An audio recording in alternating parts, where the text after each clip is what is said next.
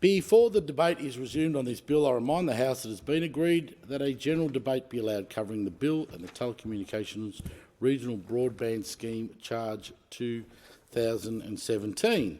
The original question was that this bill be now read a second time. To this, the honourable member for Greenway has moved an amendment that all words after that be omitted with a view of substituting other words. If it suits the House, I will state the question in the form that the amendment be agreed to. So the question is that the amendment be agreed to, and I call the member for Dobell. Deputy Speaker, I'll pick up from yesterday where I left off with just some of the 490 NBN complaints that my office has helped our constituents handle. Yesterday I mentioned the "you're not on the map" NBN problem. Today I'll start with the "what about it's the somebody else's problem" NBN problem. Abigail is from Blue Haven and runs a mobile locksmith business with her husband. When they applied to have their business connected to the NBN, their landline was cut off before switching, resulting in missed calls and lost business. When they asked Telstra to fix the problem, Telstra advised it was their responsibility and referred them to the NBN. And guess what? The NBN referred them back to Telstra. Back and forth, back and forth. Then, Deputy Speaker, there's the "oops, you need a landline to operate your medic alert," and this one is really serious. And as a pharmacist who worked in a hospital, I understand it. Of particular concern to me is the case of an 85-year-old constituent who contacted me because her landline had not been working properly for 6 months. For 6 months. This was particularly worrying because, like many older Australians, she has a medic alert system which operates through her landline. When she tried to get Telstra to fix the problem, Telstra claimed it was an NBN issue and the NBN told her it was a Telstra problem, and so it goes on. Deputy Speaker, it is not surprising, given that my office has handled over 490 NBN complaints, that yet again we hit the top of the league table in the TIO report. In the last 6 months of 2017, there was a reported 203% surge in NBN complaints compared with the same period a year earlier. All the while, the Turnbull government has been a bystander in my community. They simply don't care about people or small business owners who are struggling with this substandard service, particularly in regional areas. This is not acceptable for somebody trying to operate a small business. It's not acceptable for people relying on the landline to stay safe and connected in their homes. It's not acceptable for school students or people trying to do TAFE or uni. It just isn't working. Normally, as a local member, I would be pleased to see a suburb in my electorate at the top of a league table, but unfortunately, Toukley in my electorate is the top postcode in Australia for complaints to the TIO, and the main issue being complained about is unreliable landline services. And that's not all, Deputy Speaker. Wyong in my electorate, where I grew up, is also in the top 10 postcodes in Australia for complaints to the TIO. In this case, it's for delays in NBN connections. I'll give you an example. This is the case of Albert and Christine. This one is known, and some of you may know it, as the paperclip procedure. Albert and Christine have had to endure the all too familiar ordeal of attempting to get answers from their service provider about the dropouts that result in missed telephone calls and crashed websites. They spent hours on the phone and were sent several new modems. They also became pretty handy at performing the paperclip procedure that most of us know from being forced to reset modems over and over and over again. At least, Deputy Speaker, Albert kept his sense of humour throughout the whole ordeal, suggesting that the NBN might stand for the No Bells Network, given that their home phone line rarely rang and most telephone calls would divert automatically to voicemail. While eventually Albert and Christine's service was restored, he notes even the Telstra representative admitted to him that the copper network was so unreliable he couldn't guarantee that it wouldn't happen again. And I'll quote Albert, and this is what he has to say on the NBN. "It is a shame this current government has virtually destroyed a brilliant idea, but it is also extremely sad that the Postmaster General's Department was not re-established as the sole provider, which would have been much better at organising a superior service for communications." Deputy Speaker, this can't go on. Can't go on in regional centres, particularly like mine, where the NBN was meant to transform our community. Deputy Speaker, Labor is committed to a sustainable funding arrangement to support and improve NBN services in regional Australia. These failures of the current government have placed pressure on the sustainability of the future funding arrangements of the NBN. Labor supports measures that create a level playing field for competition in telecommunications. There were better and more efficient ways to achieve this than the bill that is currently put before the House. However, we won't oppose the bill in the chamber here today. Ultimately, it's the Prime Minister who owns this levy, It is for the Prime Minister to explain why the government wants to give big business an $80 billion tax cut while introducing a new telecommunications charge that will add $84 to the annual broadband bill of households on non-NBN networks.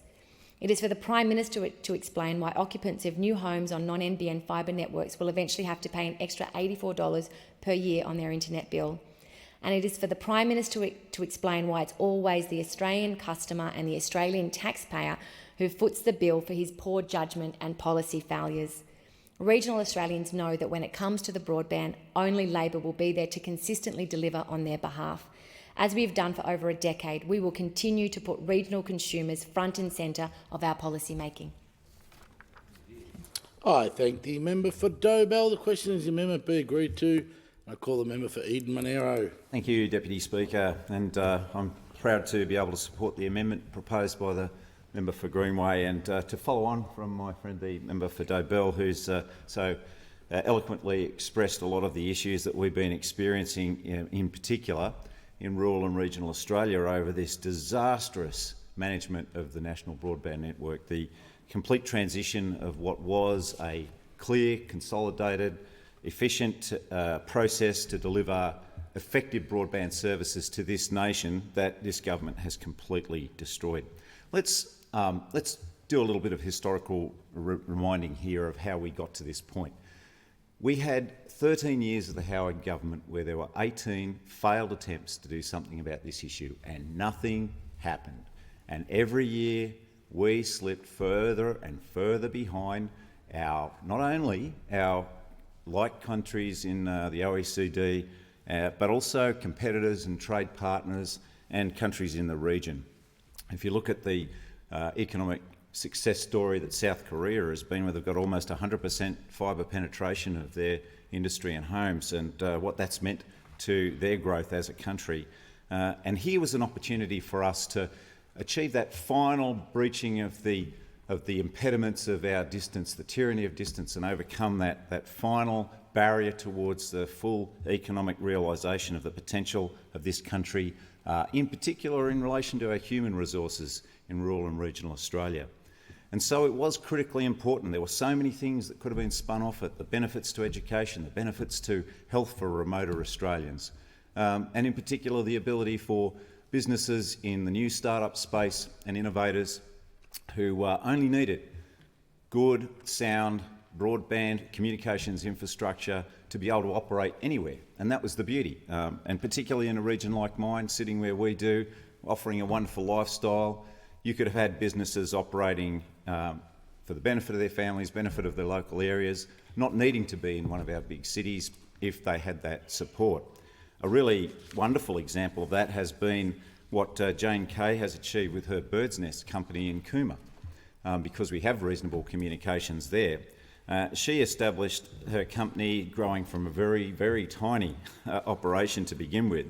And now she was announced as #1 in the top 50 people in e-commerce by Internet Retailing in 2018, winner of the Hot Innovator Award at the Power Retail's All-Star Bash in 2018.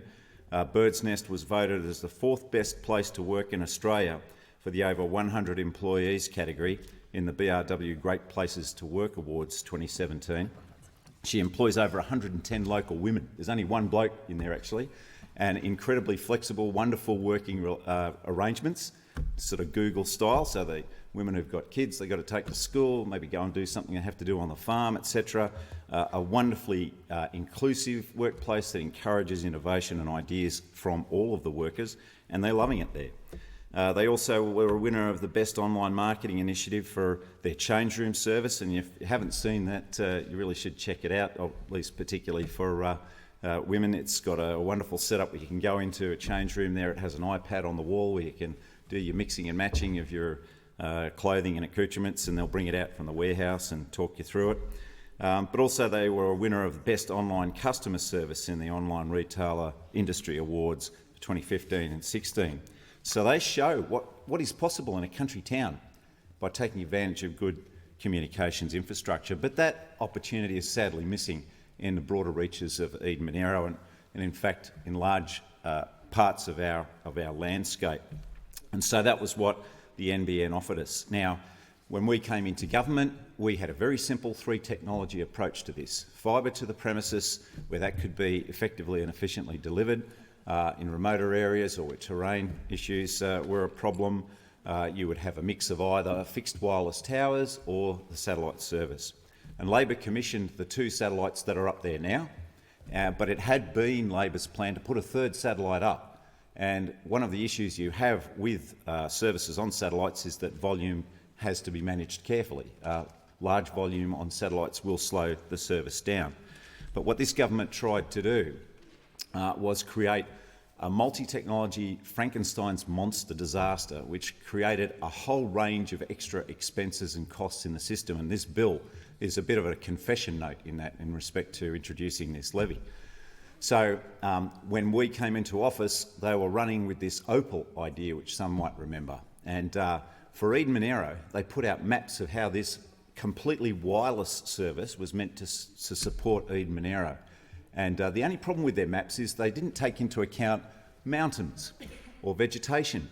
And I don't know if people are familiar with the terrain of Eden Monaro, but we do have 1 or 2 hills. In fact, we have the Great Dividing Range right through the middle of it, Australia's highest mountain, and hell of a lot of vegetation. And so these maps were complete rubbish. And with 48 hours, those maps had to be taken down off the web. So the Opal offering for Eden Monaro would not have worked, would have been a disaster. So nothing worked that the coalition put forward. And when we came in, we had some major public policy issues to resolve. So you had the structural separation of Telstra, something that should have been tackled long ago. We had to do the deals with Telstra and Optus on the arrangements from there, setting up the wholesale platform on which retailers could compete with the universal pricing policy approach to that was really going to benefit rural and regional people. On top of that, we had a situation where we were going to ensure that there was a wider spread of fixed wireless towers so that there wouldn't be so much pressure on the satellite services as well, so that everyone would get maximum benefit of the new service. Obviously, the design of that system required building a slow development of productivity as that process got rolling, and if it had been left in place, we would have been hitting high straps of productivity and speed right now as we were really swinging into that. In addition, of course, of those other big public policy challenges, we faced the discovery of the asbestos in the pits around the country, and that was no small matter. And I personally know the hazards of asbestos, having worked for asbestos victims when I first came out of university. That was a massive challenge. So it's completely hypocritical and disingenuous of the coalition to have pointed the bone at us for any delays in establishing this massive new infrastructure project, the largest in our history. But we got it rolling. Now, there's so many problems that they've created out of their approach to this. One is that they severely underestimated the failings in the HFC capabilities that existed in the cities, the cost of creating even the software management of this system across this Frankenstein's monster mix, at estimates of well over $1 billion to address that issue. How absurd and insane was it too that they had to go out and buy another 15,000 kilometres of copper wire for this system? Unbelievable in the context of where the rest of the world is going. And the copper has been a huge impediment. This fibre to the node process, I'm getting so much feedback from constituents that it's just not doing the job. The further you are away from the node, the more people who are using it. It's just that elephant trying to push itself through a garden hose at the end of the node line is just a disaster. And worse than that, I've had places where we've now created this digital divide. So Queanbeyan, right across the border here, where half of Queanbeyan received fibre to the premises, and large areas known as Jerrabomberra in our community in Queanbeyan ended up with fibre to the node. What that has created now is not only poor services out there, and Jerrabomberra is a very high-tech savvy community, a community with a lot of small business people who really would have made the most of those kind of services. But not only are they missing out on that level of service, but with this digital divide, we've created a devaluation of their properties. So people now come to Queanbeyan and they say, right, is this a premises that got fibre to the premise, or are you on the node? And it is definitely having an impact on the decisions people are making in buying homes in Queanbeyan. So we've created this iniquity with this digital divide across so many levels through this crazy multi-technology mix that's been created by the coalition. In addition to that, of course, I mentioned we're having issues with Sky Muster, and every time I've held a forum in Eden-Era, we get massive roll-up. This is something that's really burning in the bush on top of the issues about the forced mergers that we've had, the anger in rural and regional communities over the coalition's attempt to protect the banks that was not listening to them in particular. Rural and regional people were the ones who were most upset about this banks issue, and communications is right up there with those grievances. So I would have 100 people roll up to a forum in Queanbeyan and dozens and dozens of people in other towns around Eden-Era to discuss these problems, as well as a huge volume of correspondence, as the member for Turnbull referred to. We've had that exact same experience. But in Eden-Era in 2017, 33% of all premises were only able to connect to the NBN via Sky Muster. So that was well beyond what was originally intended. And with that, we've had people seeking clarification of how the NBN services were allocated to their certain areas. They can't get answers to those questions as the government haven't allowed the information on how they've been allocated to be released. We've been continuing to call on the government to commission an independent expert review of the NBN satellite service to set the record straight and provide a clear plan forward. One really good example of how this has played out, if you need further proof, is that the Barton Highway, and I'll be happy to speak more on the Barton Highway as a major disingenuous infrastructure deception that the government's committing on the people of the Yass Valley, but the Barton Highway in Murrumbayton, which is presenting now this great divide in NBN services. So residents on the western side of the Barton Highway are able to connect to fibre to the node, while those who are on the eastern side of the highway are only able to connect to Sky Muster. And there's absolutely no logical technical reason people can see for that, and no explanation given by NBN as to why there would be such a difference in technologies based on this road border. It's just crazy. So we also know in Eden-Era, of course, that we're under the busiest air route, or one of the busiest in the world, and so they're offering up services under Sky Muster to those airlines, which is putting further strain on the services available to my community. But it's been plagued with ongoing installation and reliability issues, as well as high costs compared to other NBN services, and we had data limits as well, which needed to be addressed, had to be addressed.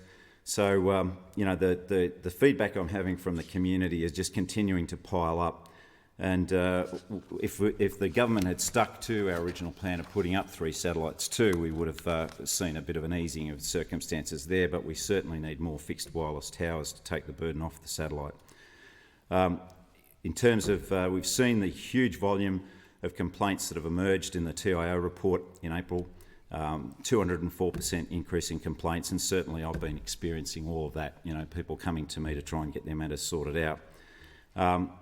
We really have to get this sorted out because it's holding us back. So many small business people have come to me as well about the limitations that have been placed on what they want to do as a result of confusion over communications infrastructure.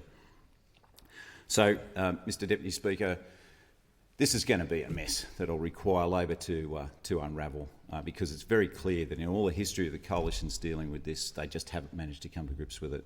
I remember vividly Senator Helen Coon, and she was a wonderful lady, decent person, but she'd been pitchforked into this issue at the end of the Howard government, clearly didn't understand any of the technical aspects, and I really was shocked to see her try and explain the Opal plan to my regional communities in Tumut and elsewhere, and left people completely unimpressed, as opposed to Stephen Conroy, who was well and truly over all the technical issues. In fact, my only problem with Stephen when I took him to the community was to try and get him to tone down the technical language so that people could get around it. But he was completely across all this. And if we'd had stuck with that original plan, how much further ahead would we be now? And how much gain would we have been having? I remember one estimate at the time of the benefit to our original NBN plan to our economy was that it would have added $60 billion worth of value to the Australian economy. And that's the kind of investment that we wanted to see from governments to address our growth and our new economy issues. And we've seen none of that imagination, none of that understanding out of this government. The only plans they've been able to put forward in all these 5 years they've been in government has been a tax cut to big business. That's it. Where's the imagination, where's the creativity, where's the approach to addressing the skills and workforce needs that this country must have to address that huge technology curve that's presenting this nation with problems? And as opposed to understanding that challenge, what have they done, Madam Deputy Speaker? Cut TAFE spending. And I know this is a great passion of yours, and you put so much love and passion into that, understanding particularly how important that is to rural and regional areas.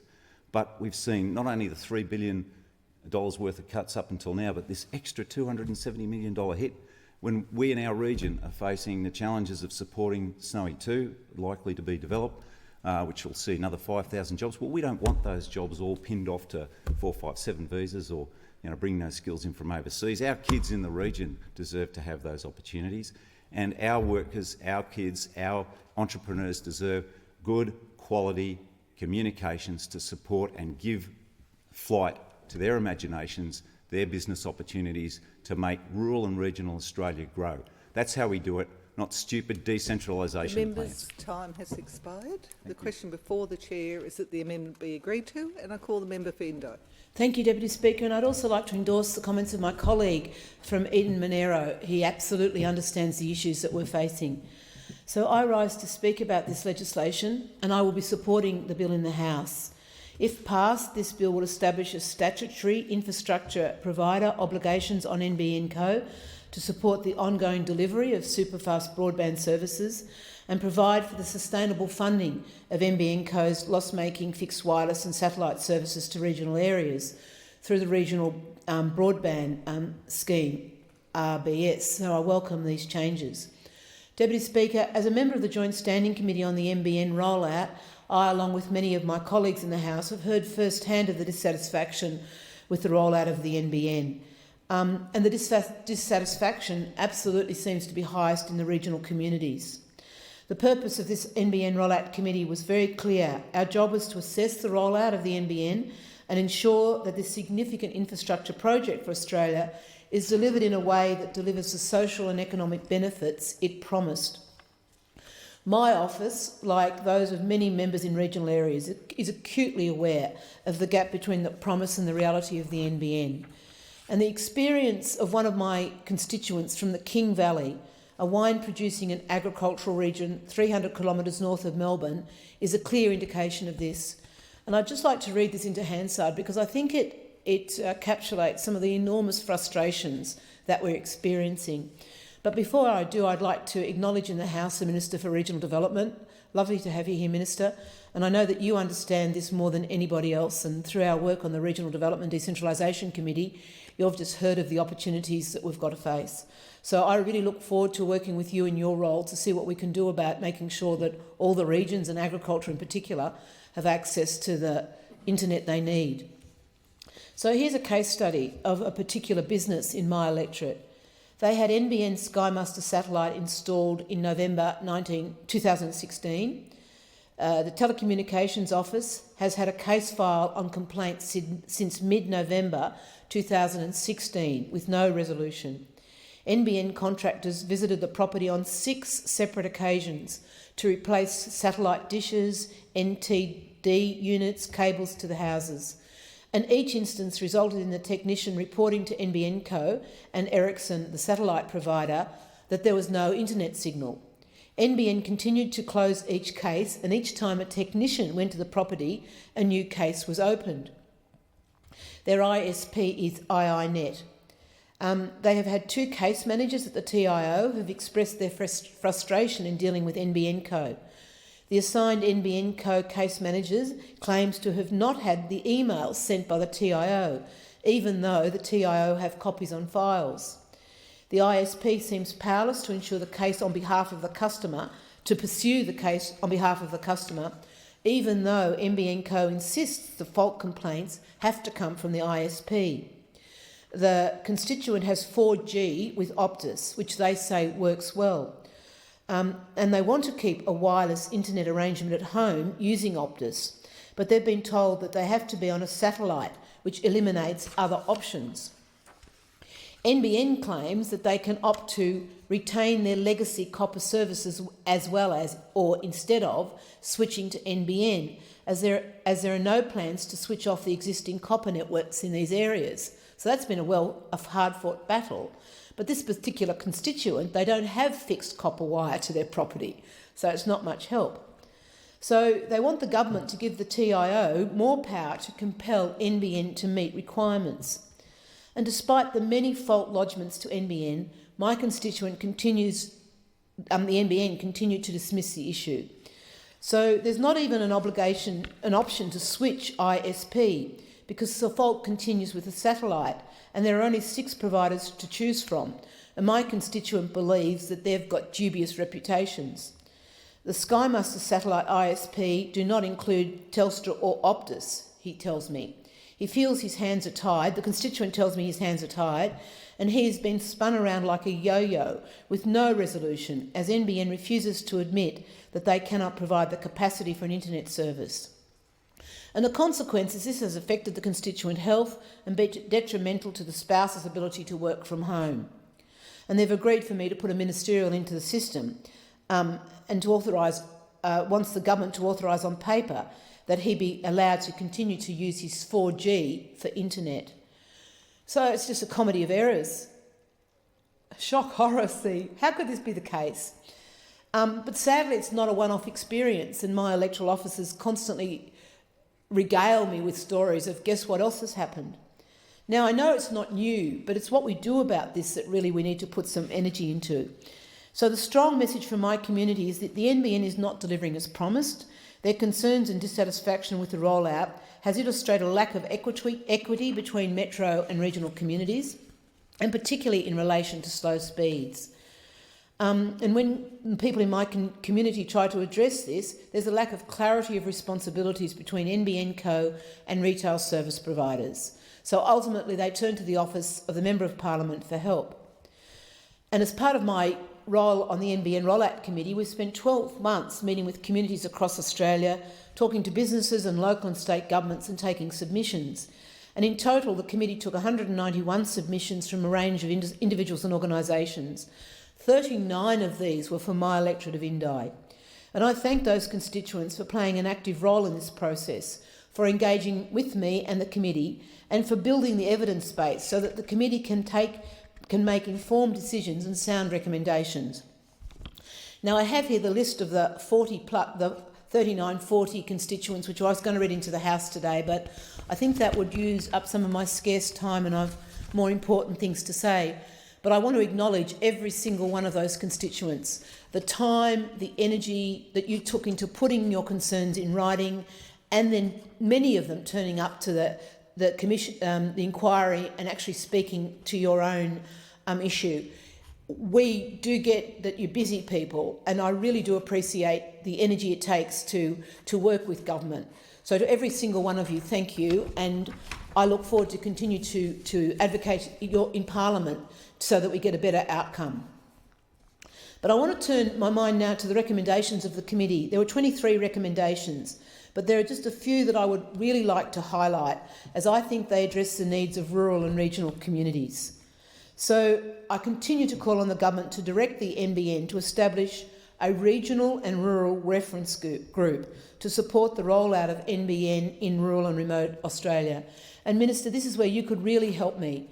The NBN, when we put this recommendation up, said they didn't need a rural and remote reference group, that they knew about what was going on. Well, they might know about it, but I tell you what, their communication back to the regions is not strong. And I do acknowledge that they bought a roadshow bus to North East Victoria and took it around many of the towns in my electorate, which was certainly a beginning. But there's so many issues that still need to be addressed, and the communication back to my electorate and back to my constituents about how these are being addressed is really needed. So the recommendations were that we set up a reference group. The committee has seen really clearly that there needs to be greater consultation with rural and regional end users in the development of NBN user policy and NBN rollout plans. So to the advisors in Parliament today, to the people listening, can I absolutely put a plea in? This is really important. It's not an optional extra. And just saying that the telcos understand rural and regional Australia is not good enough, because we don't have evidence of that, and we think it needs to be done much better. This recommendation was accepted by the majority report of the committee. It went to the government, came back, no, we're not going to do it, for no good reason. So I reiterate that in my speech today. I understand that if we could set up such a reference group, the group would include consumer advocacy groups, departmental representation from the Communications and Regional Development, and would be a really important step in improving the end user experience and increasing transparency. Easy done, huge output. I can't see why we wouldn't agree to it. And when business decisions fundamentally change, the NBN experience for the end user in regional and rural communities should be referred to the reference group for consideration and analysis as to whether the decision will result in NBN not meeting its responsibilities outlined in the Statement of Expectations. So when changes happen with NBN, you really need to consult with your regional users and say, how's this going to impact on you? Is this actually going to work? Yes, no. And what's the communication plan we could put in place to actually make it work better? And also we call for a clearly identified complaint handling process, which would include complaint resolution processes and timeframes, complaint acceleration processes, internal and external, and meet Australian government accessibility guidelines. Like, it should not be hard to do that. And we've been hearing about the problems with the ITO. They say it's not us. So why couldn't we set up something very specifically to meet the needs for, and I'm going to say for rural and regional Australia, because you've heard today that we've got special and quite different needs to the city people, and if we could have a process where our needs got met directly and quickly, I could say that you'd be a friend of every single regional member of Parliament, because it would take the huge workload off our offices, and I think would be really appreciated by constituents. Now, I know we have a helpline, and I know that that's there, but it's not targeted specifically to rural and regional, and we don't get a sense that our particular issues are being addressed in the right way. We have seen that there are significant inadequacies in resolving customer complaints, notably lack of direct access to NBN and a gap in the knowledge of available avenues for complaints and dispute resolution. And while these issues cost wholesale and retail providers, there is a need for a single agency to provide this information to ensure uniformity and consistency of messages and advice. So if the Minister and advisors would like to meet with staff in my department, we'd be really happy to sit down with you and talk about the complaints that we get and how this recommendation could be worked to really resolve some of the issues in a speedy way. So before I just get to the end of my talk, I'd really like to address my comments now to agriculture and rural and regional development. And in doing so, I want to actually acknowledge the enormous difference that the NBN has actually made to my community. So mostly my speech so far has been about the problems, but truthfully, it is a most wonderful,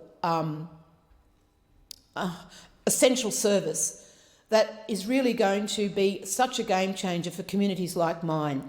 So I do put out the call that where it's working and it's working well, it has made a huge difference. So it's fantastic to have. But I want to refer to an experience that the Minister and I had as part of the inquiry into regional development. We went to Launceston in Tasmania, and then we also went to Geraldton in Western Australia. And we heard from both of these cities that are they're gig cities, so they've got infinite internet. And the envy that it evoked in the rest of us, because we don't have that, and how we put up with such substandard trying to solve, like dirt road problems, where these two cities can actually advance because they've got the capacity to do it.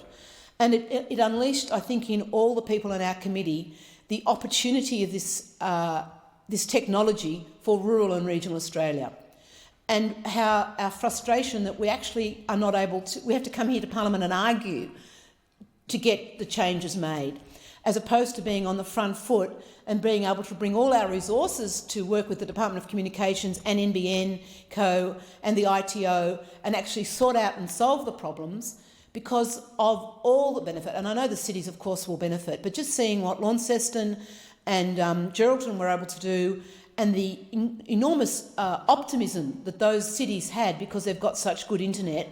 And I could just imagine if that came to my communities, we have got so much potential to produce more. 50% of the water in the Murray-Darling Basin falls in my electorate. We could do so much. We could triple our agricultural production. We could triple our manufacturing. We're on this main transport route. We could just do so much with 21st century agriculture if we could get hold of this technology. And I've had the opportunity to go to Armidale, University of New England, and see what their smart farm's doing up there with agriculture. And it is just so exciting to see the research. But at the moment, we can't bring that to our electorate. I can't bring that to my farming and my manufacturing and my stock and station agents because we just don't have the capacity. And I'm here in Parliament asking for basic services rather than actually being able to say, let's work together to really do what we can. So I'll be supporting this legislation. It's a good beginning, but we've got a long way to go, and I really offer the support of myself, my officers and my communities to see if we can just get over the hump and really deliver what we know the potential of this technology is. Thank the member and call the member for Hotham. Thank you so much, Deputy Speaker, and it's a great pleasure to contribute to the debate today on the Telecommunications Legislation Amendment Competition and Consumer Bill 2017. And I want to really build on some of the comments that the member for Indi has made there. She's an incredibly passionate advocate for her community, as all of us in this chamber understand and acknowledge. And she's talking about potential here, and that just frustrates me in this debate about the National Broadband Network, because we know the member for Indi and the other members in this House, and certainly in my electorate, we have businesses and innovative people, smart people, scientists who could be doing so much more, who could be taking their innovation and their knowledge right out to the farthest corners of the globe. But they're stymied, and it's frustrating, Deputy Speaker. I'm sure you experience this in your community. When you talk to people, and I've spent a lot of time talking to farmers, in fact, about this issue, and they tell you that they could build a much better and bigger business, but they can't upload things, they can't upload receipts onto their computer so they can pay their bills. I mean, I've talked to farmers who actually have to get up in the middle of the night and do their accounting because that's the only time when their internet is going to work fast enough for them to download the things they need to download to do their accounting. So, Deputy Speaker, every time I engage in this debate about NBN, it's always in this context of missed opportunity. And I'm happy to have a discussion today about some of the technical things. As the member for Indi said, you know, we're talking about pretty basic standard services here. But it's disappointing for Labor MPs and for other MPs to engage in these debates because we know what could have been. The truth is that Labor had a better plan for this. That was a plan that would have delivered fibre to the home to 93% of Australians. Now, Deputy Speaker, that was a plan that was going to cost a lot of money. No one can deny that. I'd point out the Coalition's plan, the sort of half-baked efforts have cost a lot of money too. But this was a plan that was going to cost a lot of money. It was going to take a long time to do. But as our friend Tony Windsor says, you do it once, you do it properly, you do it with fibre. And what we would have had is a plan that would be coming to completion right now where all of my constituents, almost all of the member for Indi's constituents, I'm assuming, depending on where the satellite was going to be connected to her area, would have had a broadband connection. And that broadband connection would have had a very fundamental difference to the Coalition's plan and the way that it's connected Australians up to broadband. And that is, Deputy Speaker, it would have been future-proof.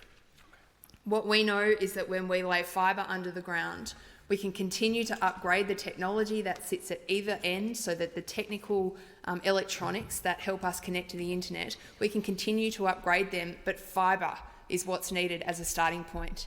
And that's what we've missed out on, Deputy Speaker. That's why the member for Indi's constituents and the member for Chifley's constituents and my constituents are not able to build the innovative businesses that they could because they're struggling with internet that's frankly just not good enough for a first world country like Australia.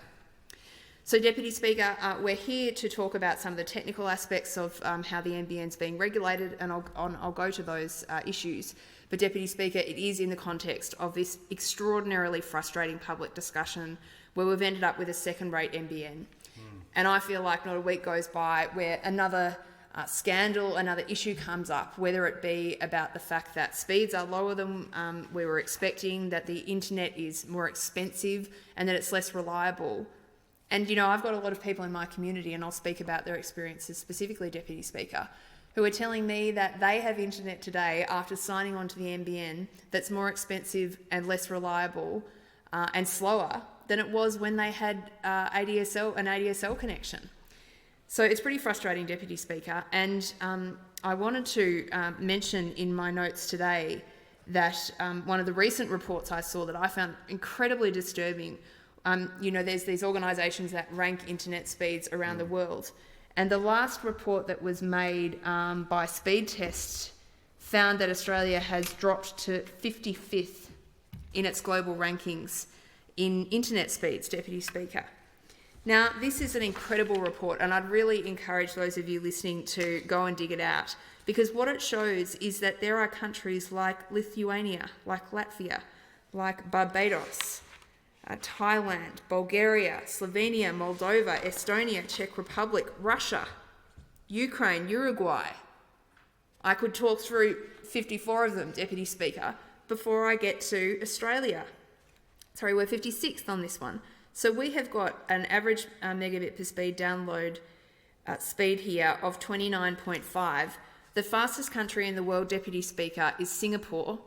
Its average download speed is 174.94 megabits per second. Now, Deputy Speaker, it's not a mystery as to why we're 55, 56 in the world and Singapore's number one.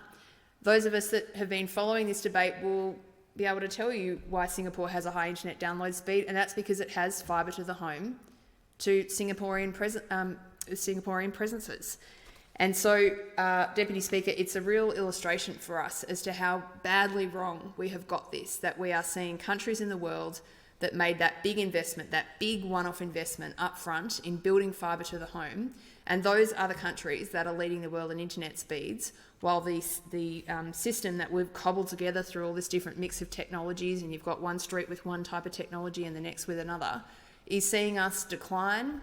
We're getting worse over time, not better. And there's all the other issues that I've talked about, as well as the expense and the issues around reliability. Deputy Speaker, I'll speak briefly about the Statutory Infrastructure Provider Scheme, and the bill that's before us goes into a little bit of detail about some changes that will be made. I've talked a lot about the government's failures on the National Broadband Network, but I'm happy to admit when the government gets something right. It's not all that often that I have to make that concession, so I'm happy to do so now. And I'm glad to see, exactly, I'm glad to see that they'll be putting the principle that all Australians should have access to a high-speed broadband connection into legislation, for what it's worth, as they say on the internet. It's a sensible extension of the reform that Labor actually started while in government, with the statement of expectations that we provided for the NBN code. And that statement required NBN code to ensure that the network was available to all Australians.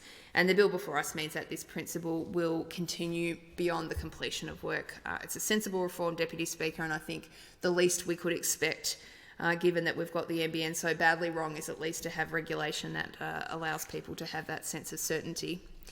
Deputy Speaker, it's a bit disappointing to see how long it took the government to get to this position and to realise that this was an important principle, but we've been campaigning for this for some time, and it's great to see the government join us on that, and we can have a bipartisan approach to this, at least this small element of the scheme. Deputy Speaker, what I would just say is that, you know, perhaps it might be wishful thinking on my part, but if the government had moved ahead on this principle a little bit earlier, then maybe we'll also see them admit their mistake in trying to use old technologies for the NBN rollout, because that's the issue of controversy between the two big political parties in this country that really needs us to get to a bipartisan position. We simply can't continue under the current constraints. It's not good enough for a first world economy, and we just need to do better. Deputy Speaker, the Prime Minister and his government told us that they were scrapping the rollout of Labor's fibre to the home technology because it cost too much. Now, that probably sounded like a good political exercise at the time, but I have to say today, I think most Australians would agree that it would have been much more sensible, much more beneficial to pay a bit more at the time and get internet that was actually going to last us beyond this current iteration of technologies. But what we've also seen, Deputy Speaker, is that the Prime Minister's NBN has blown out to cost $4 billion more than the cost of Labor's fibre NBN. So, Deputy Speaker, we're back again at just this incredible frustration that I feel, and I'm just reflecting what I hear from my constituents, that we've thrown billions of dollars at this problem. But because we've done it in this cobbled together way, because we've had this irritating policy change between Labor and Liberal, we've ended up with an internet that's slower and more expensive and less reliable than it would otherwise have been. And indeed, Deputy Speaker, a lot of my constituents are having slower, less reliable and more expensive internet than they had before their NBN was connected. I mean, you just can't believe how frustrated people are about this, Deputy Speaker. Now, I've spent a lot of time talking to my constituents about the issues that they're having, because my goal, Deputy Speaker, is that an incoming Labor government will try to do something to help fix some of these issues. I've got large parts of my electorate which have not been connected at all to the NBN, and the parts that have been connected, there are huge complaints about what's going on.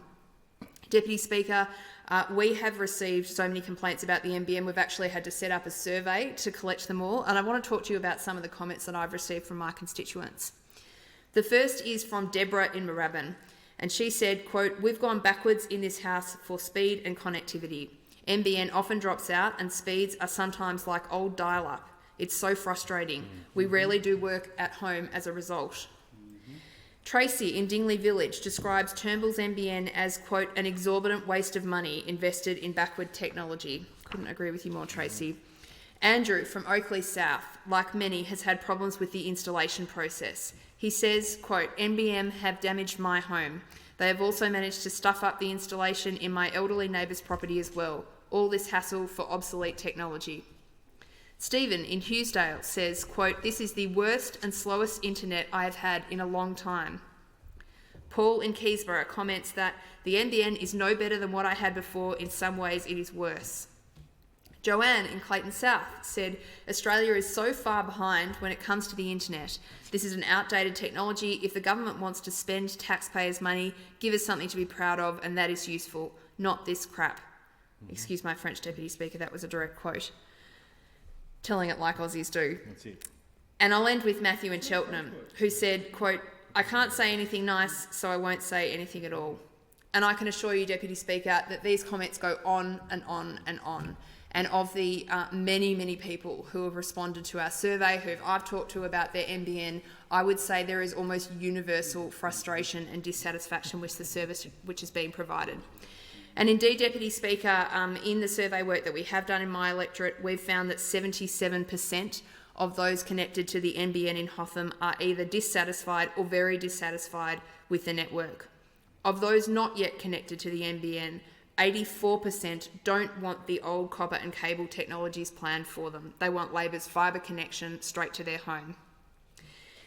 In Hotham, and no surprise here, the vast majority of people connected to and unsatisfied by the NBN have HFC and FTTN. So these are the Prime Minister's old technologies that he's cobbled together. It's meant to be called broadband. They call it fraudband, and this is why. But it's not just my electorate that is upset and frustrated by this news. Poll after poll and survey after survey show us that Australians are just fed up with this inferior NBN. They're fed up with the customer service that they're receiving from the organisations. They are fed up and frustrated with the poor speeds. They are fed up with poor reliability. The Prime Minister's NBN is a failure. He should have done it once and done it with fibre, and he could have done that, because as a country, we are paying a colossal price for the mistake that was made in choosing to cobble together technologies instead of doing it properly with fibre. We don't want a second-rate NBN that costs more and does less. And I think it's time that the Prime Minister listened to the public and started to make a concerted effort to try to actually fix the mess that he's created, rather than going ahead as he had planned. Broadband isn't a luxury. It's a critical public service that needs to be done right. It's essential for the people in my electorate. It's essential for our local economy. And it's the least we could do, I think, as a government, to provide them with this basic service at the standard that many countries which have a much lower GDP, a much lower GDP per capita, are finding paths to give their constituents much better services than we've been able to do. So I regard it as a failure of the government in the very most profound way, Deputy Speaker. Deputy Speaker, we are now having to deal with the consequences of these actions, and one of the concerns I have is this implementation of an internet tax on 400,000 residential and business services who are on non-NBN networks. And these are the same networks that the Prime Minister, when he was in his communications portfolio, encouraged. It was these constant failures on the NBN that have led us to this place in this debate, where you are going to have Member of Parliament after Member of Parliament getting up and telling you the same thing, Deputy Speaker. We have the same message for the Prime Minister. The technology that you have chosen, the way that you have decided to do this is wrong. It is not taking us in the right direction. It is taking us backwards. And as I said at the beginning of my remarks, I'm sick every year of having to look at these surveys, survey after survey, which tell us that Australia, instead of leaping forward, as we rightly should be doing with all of the incredible assets that we have in this country, we are slipping backwards and backwards and backwards on this fundamental technology. You know, we had an infrastructure budget, so-called infrastructure budget, announced by the government a couple of days ago. What do you think matters more? Is it building a road, or is it giving us a highway that is going to provide a foundation for the future growth of our economy? Now, they can't get that right, and I don't think that anyone looking at their record on NBN would trust them to do any of the other things that are in that budget. So, Deputy Speaker, it's just good to have the opportunity to express the frustration of my constituents, and I've been pleased to do that today on behalf of the people of Hotham. Thank you. Thank you, Member. And call the member for Chifley. Thanks, Deputy Speaker. Well, at the outset, what the Coalition should do is rename this bill, and in particular the Telecommunications Legislation Amendment Regional Broadband Scheme Charge Bill. This should be renamed the Coalition's Chickens Coming Home to Roost. That bill in particular, that bill that we're debating right now, represents all the failures of the Coalition, Deputy Speaker, accumulated, rolling into this. When you get to a point where you need to, Deputy Speaker, charge up to 500,000 Australians up to $84 a year more on their broadband, that represents the combined policy failure of the Coalition to get to that point. We get to a point where our download speeds in Australia are slower than Kazakhstan. We have Borat broadband in this country, Kazakhstan beating Australia. We fall behind the world standard. How did we get to this spot? How did we get to the spot where Borat beats us on broadband? I'll tell you how. Because you have, on this side of the chamber, early on, we don't need to legislate the importance of broadband as what's happening here. Because it was in our hearts, in our heads, we realised when we looked how many times the Coalition under John Howard, 19 times they tried to get broadband plans into place, they couldn't get it done. What did we have? We had it was patchy in terms of the rollout back when John Howard was the Prime Minister and Helen Coonan was the Communications Minister. It was patchy. It was dollar-driven in terms of if you got good broadband, it was because you were in a richer area rather than the general metropolitan. In regional areas, you could forget about getting good broadband. There was no national network. It was all cobbled together based on a profit-driven approach, which even Telstra, back in the day of Sol Trujillo, a name we've forgotten right now in these days, would put up plans for broadband rollouts that were with a rate of return that were way higher than the ACCC could stomach. And it took Labor to say, no, enough's enough. We will put in a national network. We will make sure 93% of homes are fibred up. The other 7% will either get it through satellite or more mobile broadband. That's how they'll get their internet. We'll put that into place. So forget the almost 20 instances of failure from the Coalition. We said we're going to do it right the first time with fibre. And Malcolm Turnbull, now Prime Minister, then Shadow Communications Minister, knew he couldn't beat that model the way it was. Then Prime Minister Tony Abbott, or then Opposition Leader, he had one objective: destroy the national broadband network. Malcolm Turnbull, as Shadow Communications Minister, knew he couldn't do it.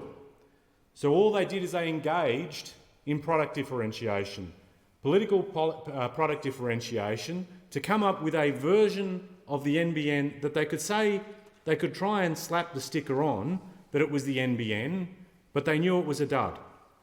and they called it the multi-technology mix, which is now dubbed Malcolm Turnbull's mess, because that's exactly what's happening.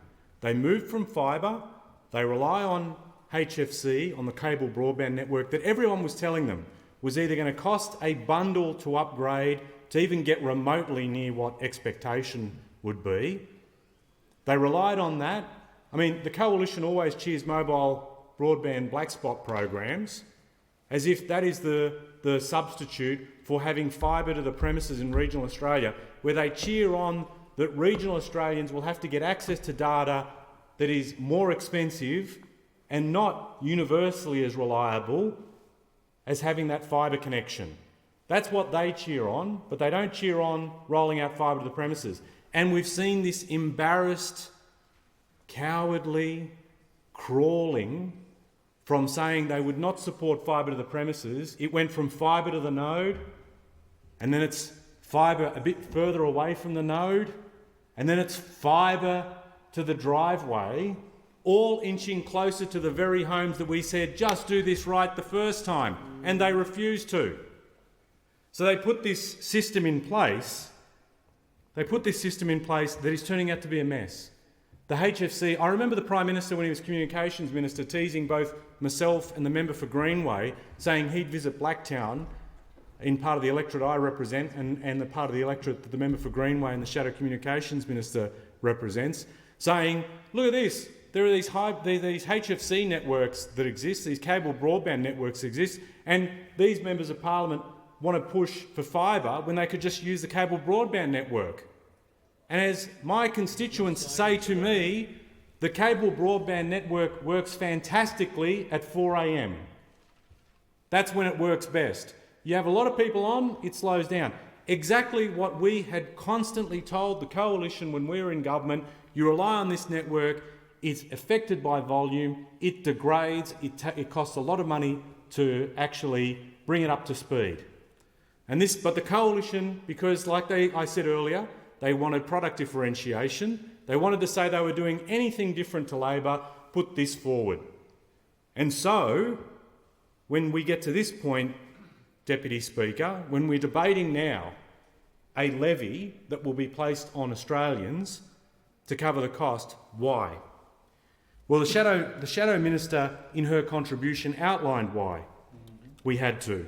Because this inferior technology mix that's been foisted on us by the Prime Minister, who was then Communications Minister, championed by the Coalition, will cost $200 million more each year just to operate. And it will generate less revenue, 300 less revenue. So straight away you've got a gap of nearly $500 million. Again, reflected by deliberate decisions made by the Coalition on how they would mutate the national broadband network into this MTM, this multi-technology mix that would fail to deliver for Australian consumers. And on top of this, in August of last year, roughly 300,000 homes, of which 220 would have been revenue generating, just literally disappear off the NBN plan. The capital expenditure forecast for the rollout up nearly $1.5 billion from the year before. Another $140 million in revenue not coming back. So this levy is designed in part and is reflective of those failures that had been enacted by the Coalition.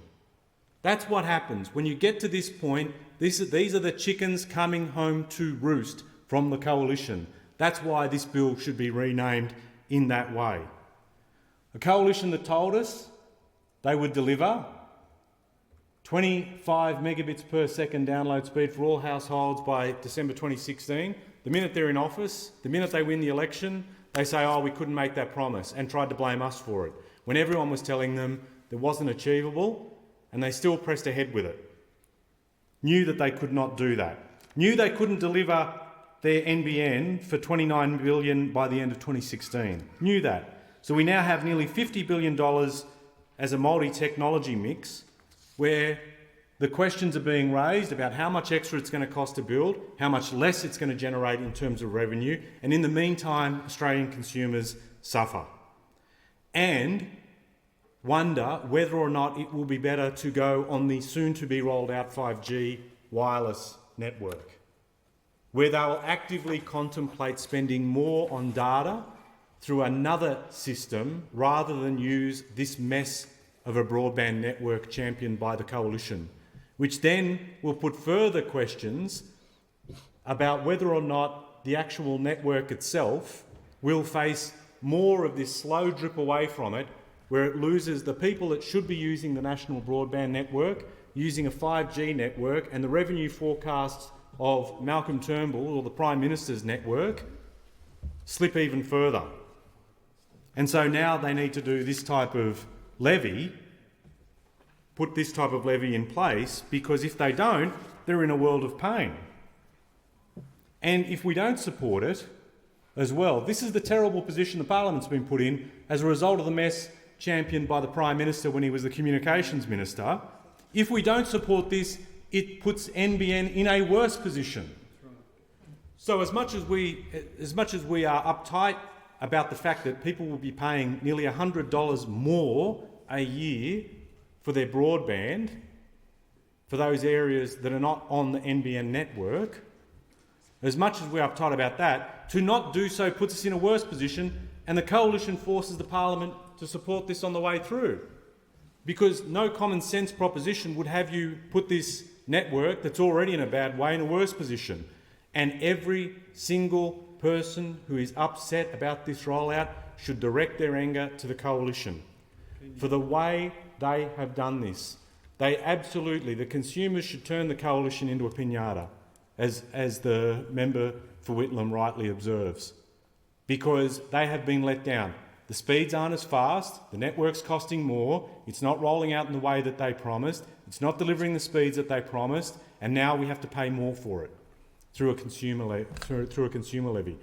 In the architecture of what Labor put together, we had a universal pricing approach that would have seen, in the areas, in the cities of the nation, cross-subsidising the rollout and the way that the service was delivered into regional Australia. And you know what? Australians wouldn't mind that whatsoever. They support the notion that if you're in the city, you can support regional areas getting this rollout. They get it.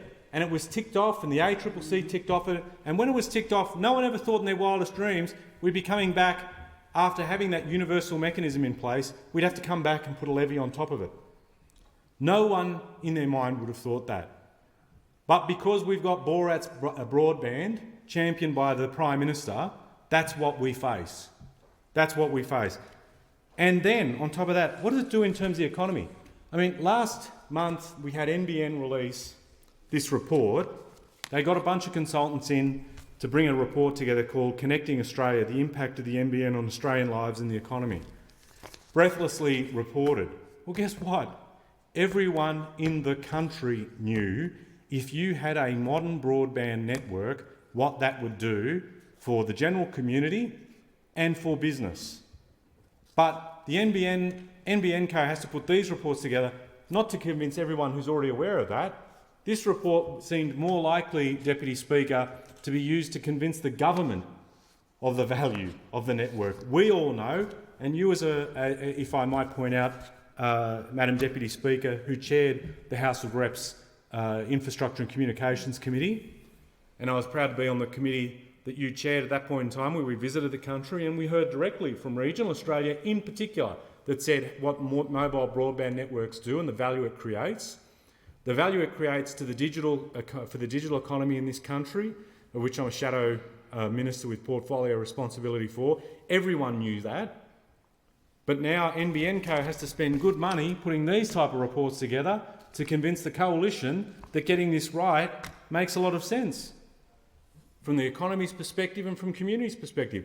From people in the electorate I represent, Woodcroft, who'd been stuck for ages, who we finally were able to get on the NBN rollout plan, and then had that plan torn up by the Communications Minister, Malcolm Turnbull, then got put back on, but only got half the job done because the rest had cable broadband, and they're now complaining about the fact that they have that. Or parts of the electorate I represent, like Glendenning, where constituents are telling me they're getting 1 megabit per second download speed. One. In some cases, half. Told that cable broadband would work and constantly frustrated by it. Rudy Hill, Mount Druitt residents telling me that they're experiencing this. And the reason why I have a problem with that is because for businesses in the CBDs of the electorate I represent in Western Sydney, they rely on a modern broadband network just as much as they'd rely on having a good connection to gas, water, electricity. This is fundamental for a business to run, and for those businesses to run in a way at less cost, to thrive, to put people on, to create new business opportunity that we see is occurring when you do have a modern network in place. Some of this other legislation that's before us is all straightforward. Of course, the way in which you relate or deal with developers and the infrastructure rollout and some of the stuff that's embedded in this legislation makes perfect sense. But the thing that drives us crazy is not only that there's been a distortion of what we thought could be achieved, what was possible and what should have been rolled out, but now, because of the deliberate mess by the Coalition on Broadband, we pay for it economically because the country's denied opportunity. We pay for it socially because communities are frustrated by the lack of the network. And we pay for it more as consumers through the levies that are being advocated by the Coalition on this. A complete mess. As I said before, it's not the multi-technology mix, it's the Malcolm Turnbull mess. We are paying for it, and these bills represent that failure, and it's the chickens coming home to roost as a result of those bad decisions made by the Coalition. I thank the member and call the member for Melbourne.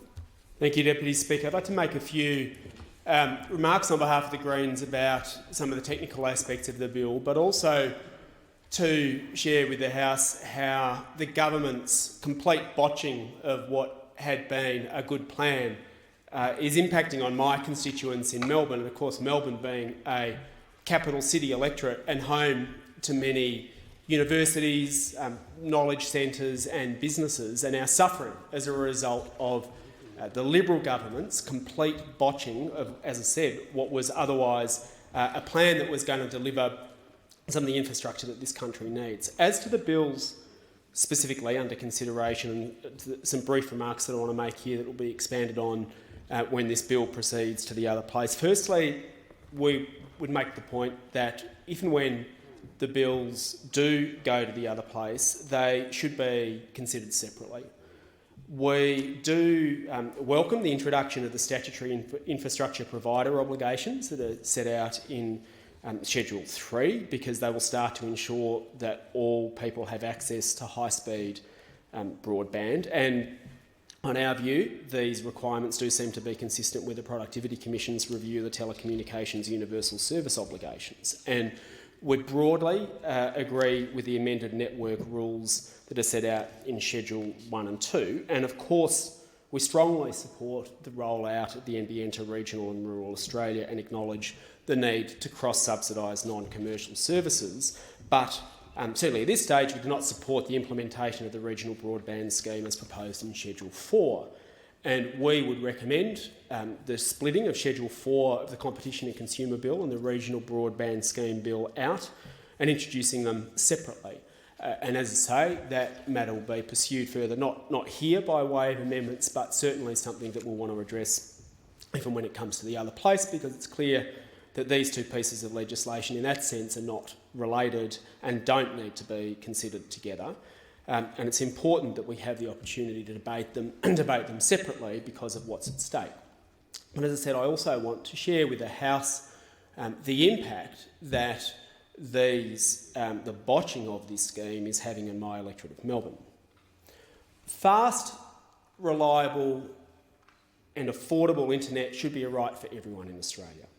And in 2018, people shouldn't be left wanting for quality internet for use at home or in their business. But our internet is lagging behind the rest of the world under this government. Our internet is slow. And in 2017, Australia was ranked 50th in the world for internet speeds, according to a Akami's State of the Internet report.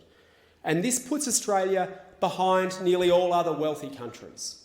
And our internet speeds are less than half of the speed of leaders like South Korea. But not only is our internet slow, it's expensive. It's expensive. And the Digital Australia State of the Nation report ranks Australia at 57th in the world when it comes to the affordability of fixed broadband. And that's why we need to invest in a quality NBN that uses the right technology. And we think the previous government had the right approach on this. And that's why we supported it, including when we were in power sharing arrangement, but also in the Senate. But this Liberal government has botched the NBN. And what's more, they have done it knowingly. They have done it knowingly. And what makes me really angry is that we know what needs to be done. We know what needs to be done. Experts and the community are crying out for fast internet and for a rollout of fibre to the premises technology. And the Greens have gone to election after election with clear policies that would deliver fast broadband for everyone. And with political will, we could have already spent years rolling out high-speed, affordable and reliable internet to everyone in Australia. But this government has deliberately chosen to cut corners and use second-rate, outdated technologies. They know what would work, they've just decided not to use it. And the previous speaker made a very good point. Why have they done it? They've done it almost for no other reason than for the sake of political differentiation, because they wanted to be seen as doing something different to what the previous government had done. And as a result, they have completely botched it. They've taken a plan that could have worked and decided to botch it for nothing other than political differentiation.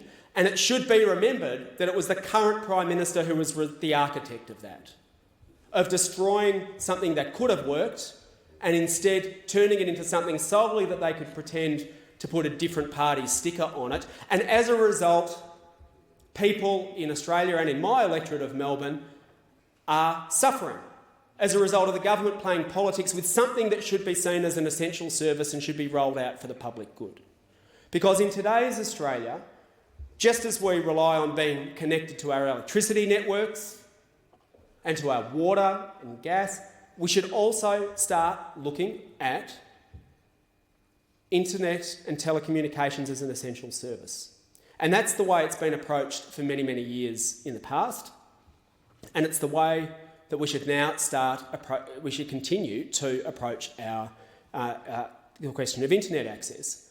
But this government did not approach internet access as a question of the common good. Instead, they put politics above the public good. And as a result, we are all suffering. And what the government has done will leave people around Australia and people in my electorate of Melbourne worse off right into the future. And because of this government, my constituents will lose out, and I say that's not good enough. Because of this government, many suburbs in Melbourne and elsewhere are only getting fibre to the node connection, meaning slower internet speeds and more cost to residents to connect. And upgrades can only be done at extra cost to residents. So the cost is being pushed downwards, and people are having to pay more out of their own pocket as a result of what this Liberal government has done. And because of this government, many other suburbs in my electorate, bearing in mind my electorate is one of the smallest in the country, but there's now a variety of forms of internet connection within a very small defined geographical area. So you cross the road and cross the suburb, and in some places, and in some other suburbs, they're only getting HFC technology. And that's what people used, or what's used for people to get, what they used to get Foxtel back in the 1990s. That's what they're getting. That's what they're being sold, instead of having fibre to the premises. And because of this government, most suburbs in my electorate have been left waiting for connection. Residents in Ascot Vale, in Flemington, Kensington, North Melbourne, East Melbourne, Collingwood, Abbotsford and Fitzroy North have been told that because of this government's botched job, they'll face another 6 to 9 months delay of getting connected. And when they do, for most of them, it will be a connection to an outdated HFC technology that will just not stand the test of time.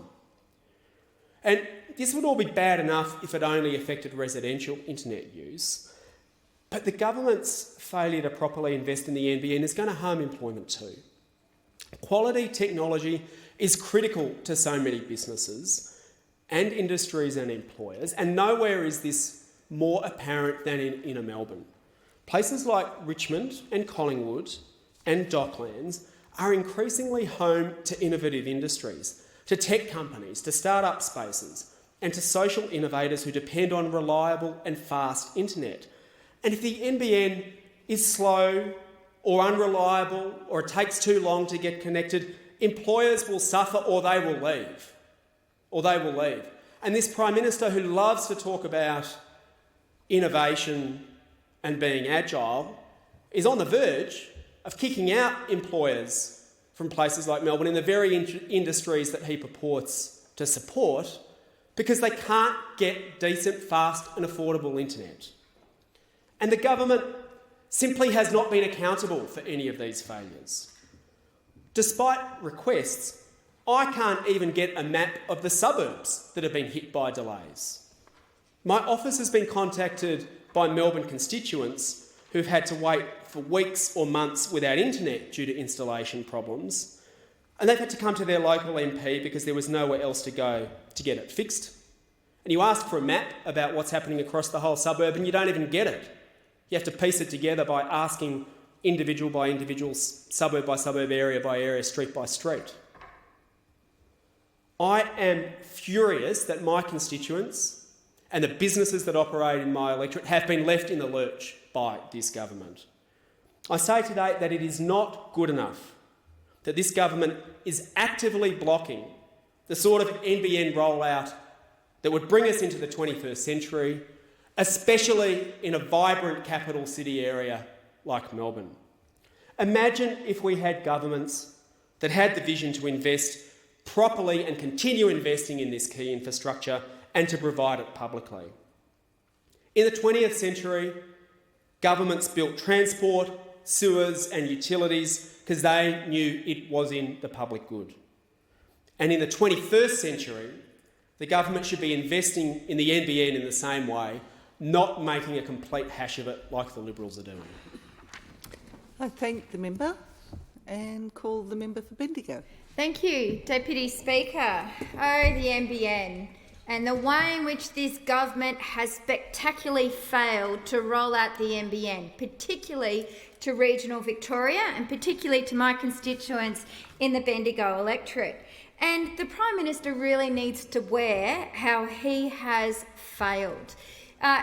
When he was the Opposition Communications Minister, did turn up in Bendigo when he was the Shadow Minister for Communications, and he promised the Bendigo Chamber of Commerce, he promised them that we across the Bendigo electorate would have the NBN sooner, faster and cheaper.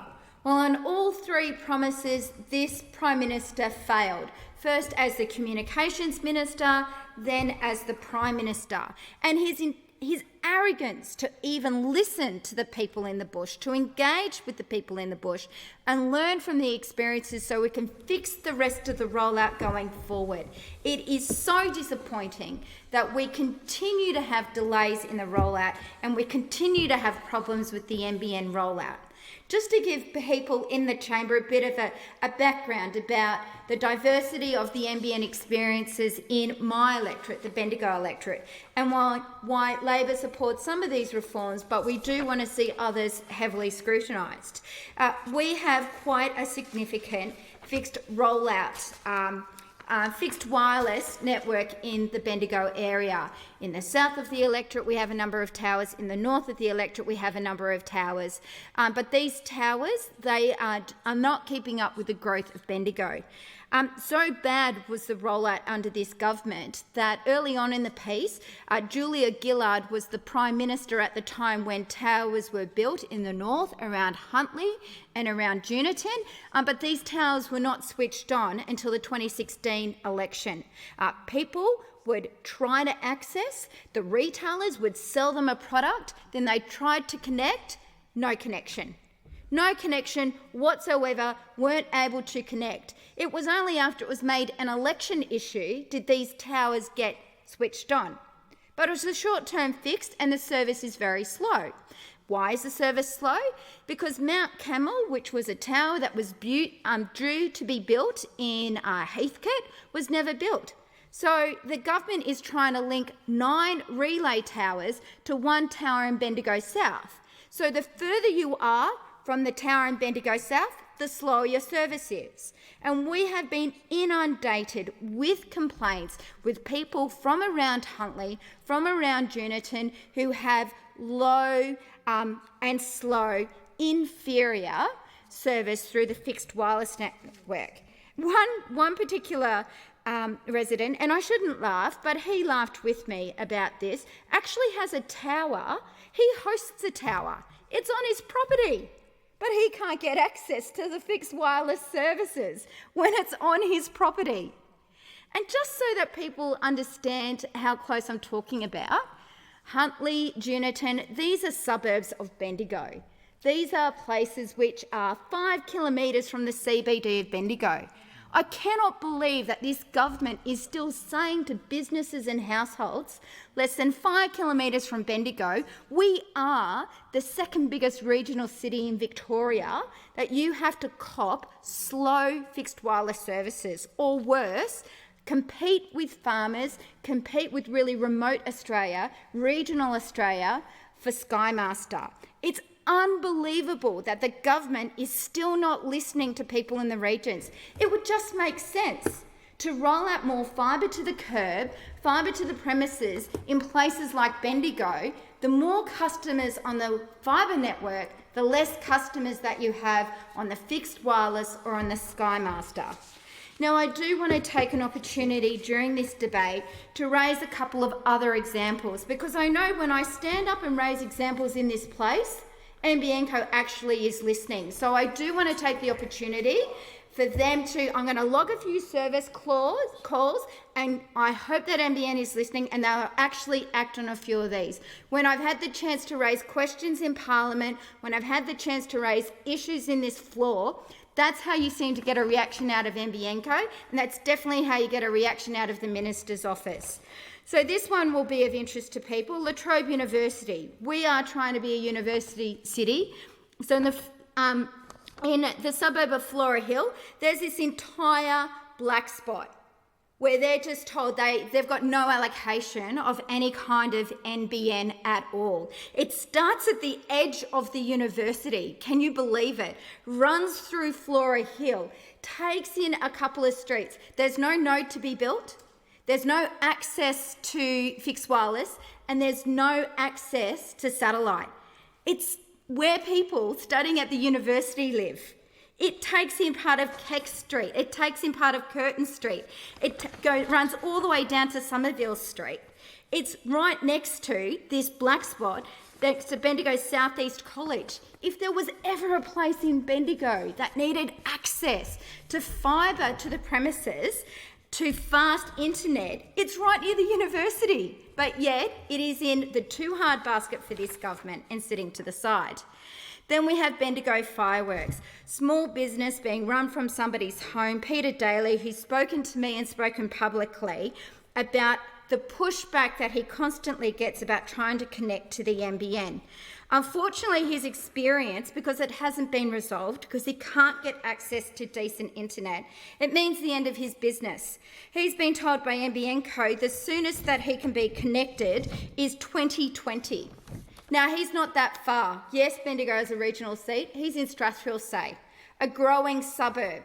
But his house is before the actual shopping centre in Strathfield Say, and he cannot get access to fast-speed broadband. A failure of this government not to run fibre to the premises, fibre to the curb, even fibre to the node in his part of the world. And it will mean the end of his business if NBN Co doesn't step in and fix this. There was a response from NBN Co in April 2018, and they said, look, he could have access to fixed wireless, planned available January to June 2020. It is still not good enough. This business needs access to the internet now, right now. It's not that hard. Regional city and can't get access to the NBN. Another constituent complaint that I've had, Kelly Howard, is running a business from home, Australian Bookkeeping Solutions. If we want to encourage women back into work, if we want to encourage them to be entrepreneurial, to set up businesses, they actually need fast-speed internet to do it. They've also said that there is NBN Co have said in relation to Kelly's case, it appears the reasons for the delays are related to physical network shortfalls. At this stage, it has been identified that in the field, network design is incorrect and there needs to be a change. Not good enough. If you know it's a problem, get the technicians out there and get it fixed. Kelly, Howard and her business need it now. It shouldn't have to be up to me to raise this in Parliament for NBN Co to employ people to fix it.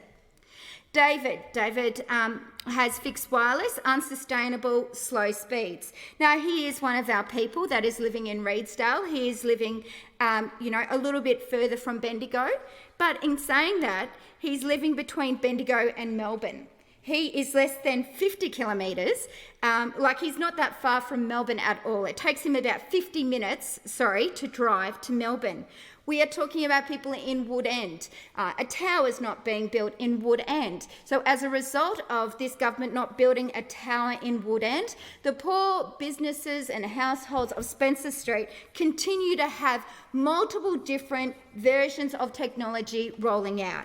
Spencer Street is one that I do wish to highlight. There are some people on ADSL 2, some people on ADSL 1, some people who've been told satellite, some people who've been told to use a dongle. There's absolutely no access that they will have to the internet.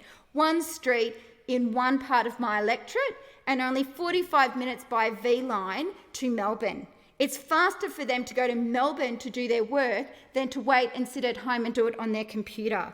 That is the disgrace of this government when it comes to rolling out the NBN.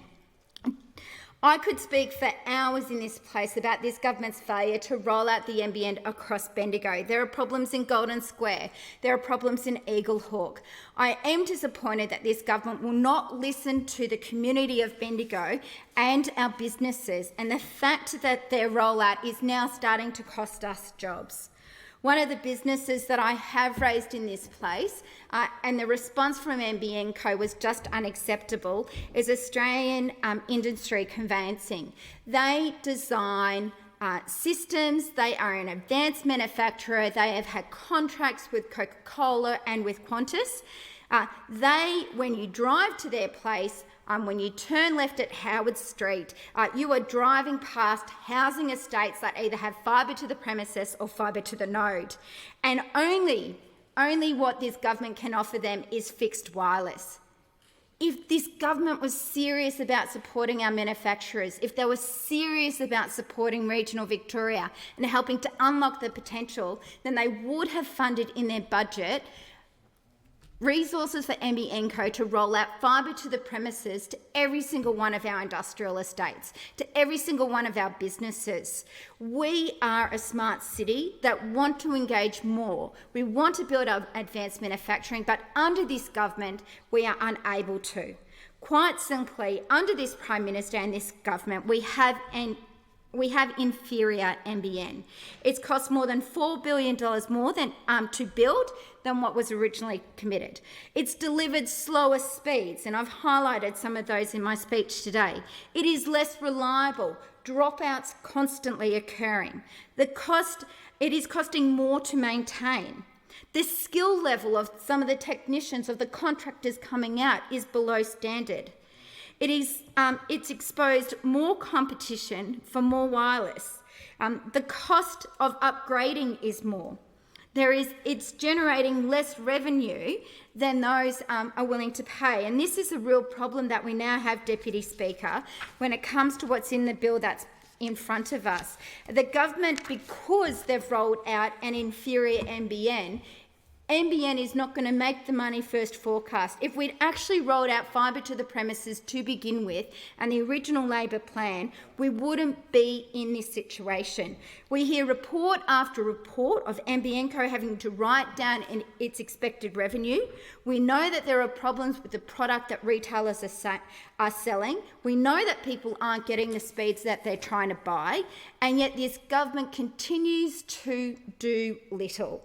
This bill is late in coming to this place, and it needs more work to ensure that that people in the regions will get the access to the internet.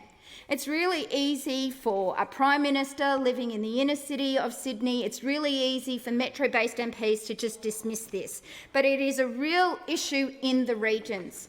In the regions where people have no other access to the internet than Sky Master or fixed wireless, we need to ensure we end the digital divide that exists.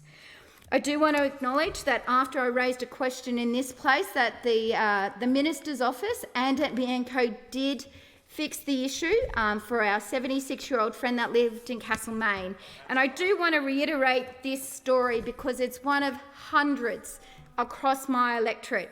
76 years old, she contacted my office because when the NBN Co contractor came out, ran the cable for her new NBN connection over the fence, across the yard, under the bushes and through her bedroom window, and basically put everything into the bedroom. She contacted my office because she could no longer lock the window.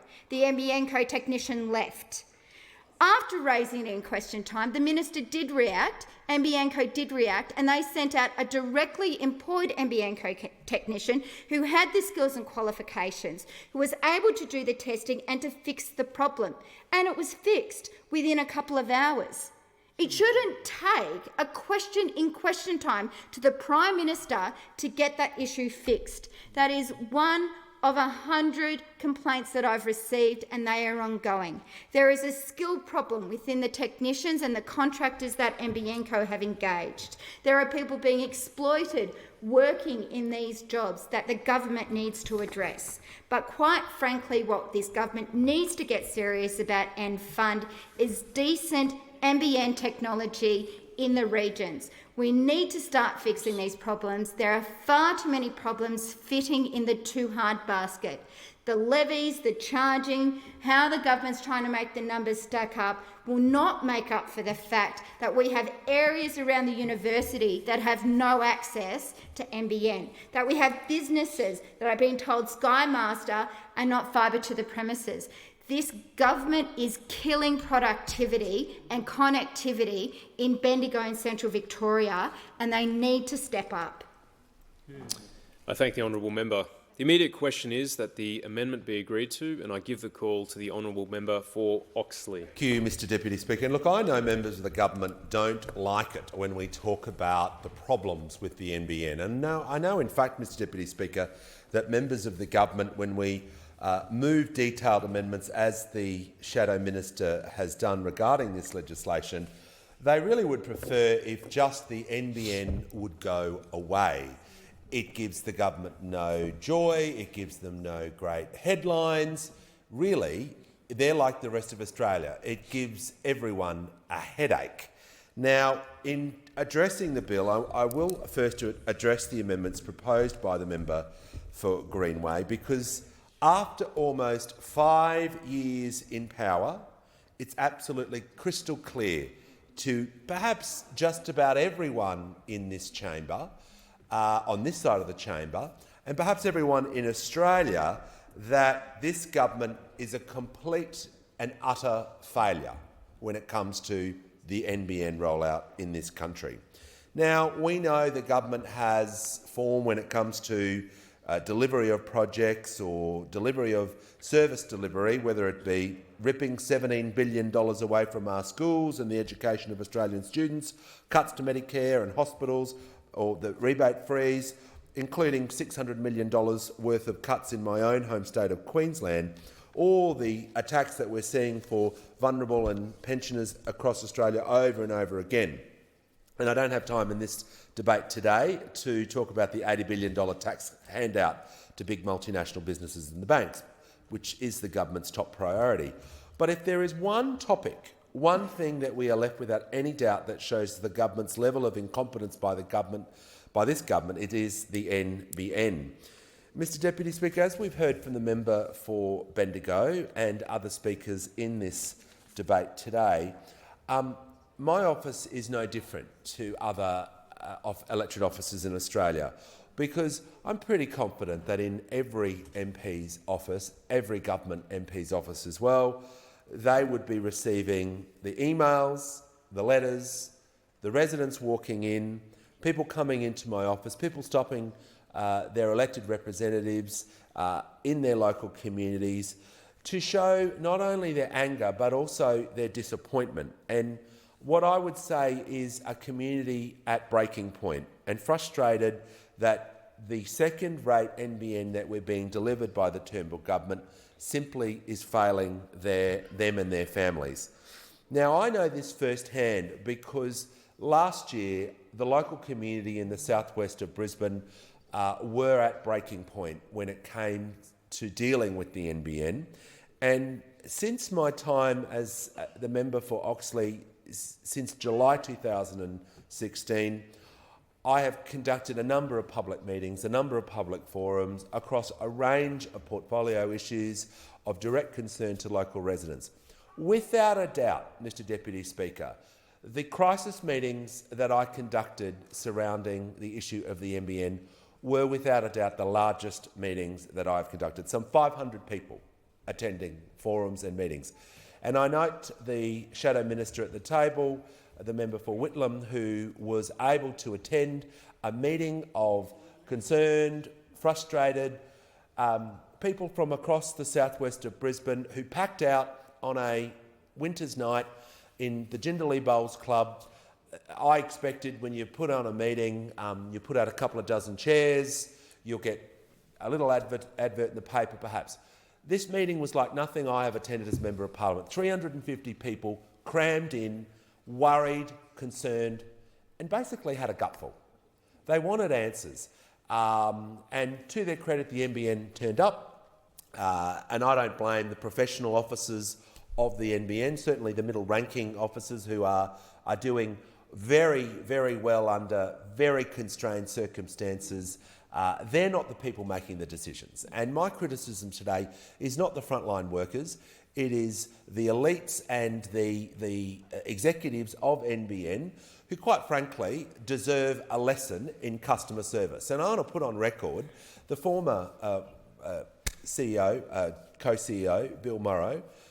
After that meeting, I wrote to him on behalf of the community as one of the outcomes was from that crisis meeting, because there was a delegation of businesses that wanted to meet with him and to discuss the frustrations and to work out a proactive way to fix some of the problems. Now, I'm a bit old school, Mr Deputy Speaker. If the buck stops with the top, you're never too good to be able to meet with your shareholders or in particular your customers. So I formally wrote to Mr Morrow to say I would organise either an on-site meeting.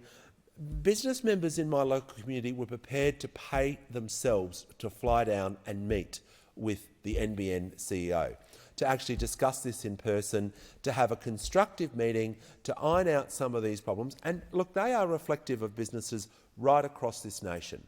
Busy people, building capital, wanting to employ people, but are failing to be able to meet their deadlines, to meet their obligations because they don't have a fast and reliable internet service. No response from Bill Morrow, nothing. No response from the NBN. When I followed up, no response. Either not interested or not caring. Unfortunately, one of the spokesperson at the meeting actually said to the public, we don't talk to residents, we don't talk to the public. They actually said that to a room of 350, what I would say irate, angry people. Probably not the right tone to take, I would suggest, but as I said, they're hard-working individuals.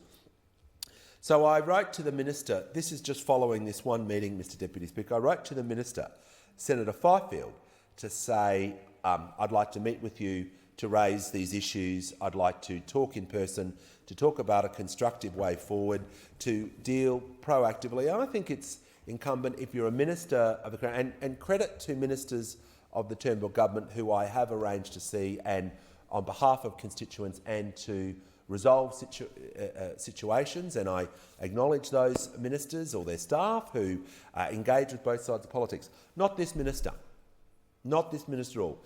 And I'd be interested to see if this minister has actually met with any members of Parliament, and quite frankly on both sides of politics. That's the kind of contempt I think that this government has when it comes to rolling out the NBN, dealing with problems, dealing with how we can constructively as a community work together. Now, maybe that's indicative of what's wrong with the NBN when you have a minister, senior bureaucrats who are refusing. Fine, they don't want to meet with Labor or opposition members of Parliament. If that's their strategy, they're not interested, fine. But not to actually meet with a delegation of businesses, or not even to acknowledge that as a courtesy, to say, look, I'm terribly sorry, I've got a large number of commitments, but I'll make alternative arrangements. I can tell you now, a lot of those small businesses were so disappointed in the way that they were treated.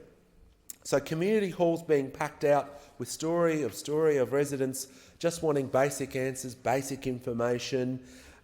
So let's just pause and take a look at some of the cold, hard facts when it comes to this government and how they have stuffed up the NBN rollout.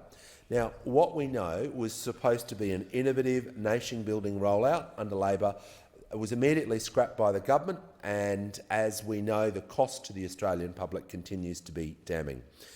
We were first told that the bill would be $29.5 billion to $41 billion in 2013. It then increased from 41 to 49 in August 2015, and then we know that taxpayers were forced into a $19.5 billion loan after the NBN Co failed to secure private debt funding. And now we are here with this bill, with the introduction of an NBN levy, the government leaving consumers to pick up the tab. So it's telling in the week of the budget that this government is seeking to introduce a new broadband tax that is expected to raise nearly $500 million over the next decade.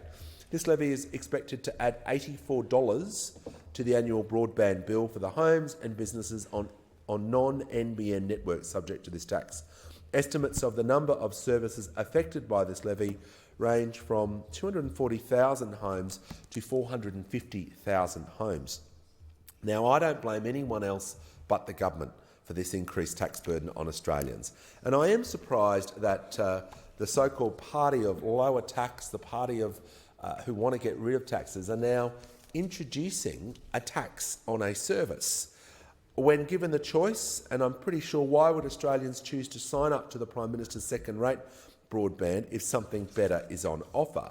Because what the Prime Minister has done is, in rejecting fibre, as we know, as we've heard from the member for Bendigo, the previous speaker to me, we have seen a digital divide, not only in regional Australia, but right across the country, including this in the southwest of Brisbane in the Oxley electorate. And I know residents in my electorate in Mount Ommaney, Jindalee, Sumner, Forest Lake, Springfield and Redbank have had a gutful, an absolute gutful of this Prime Minister's second-rate, second-class NBN service. Mr Deputy Speaker, I place on record again, why should residents have to put up with slow speeds, dropouts or simply no connection at all because of the incompetence of this Prime Minister and the NBN mess he's given to almost every home in this country?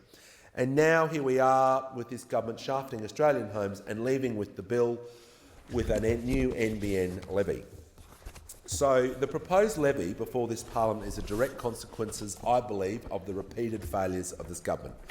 But don't take my words for it. This is what the former head of the NBN Co had to say about the state of the project, in particular when it came to speed and faults. The first and most notable consequence is the maximum speed limitations of copper versus the previous fibre-based model. The use of copper in the last approximately 1 kilometre of the network sees increased fault rate and operating costs versus the all-fibre alternative. And despite the government promising users a minimum download speed of 25 megabits per second, Mr Morrow said this would be not possible during the coexistence period when the other services like ADSL are still running. Well, Mr Deputy Speaker, it's here in black and white from the former NBN co-chief himself. Look, Mr Deputy Speaker, this charade must end. We need some certainty when it comes to the rollout. We need better standards for those businesses and residents that have attended crisis meetings that I've held, the forums, the public meetings. I mean, if the government just would have a look at the feedback from residents, and we know that the telecommunications industry ombudsman shows a more than 200% increase in complaints. 200%.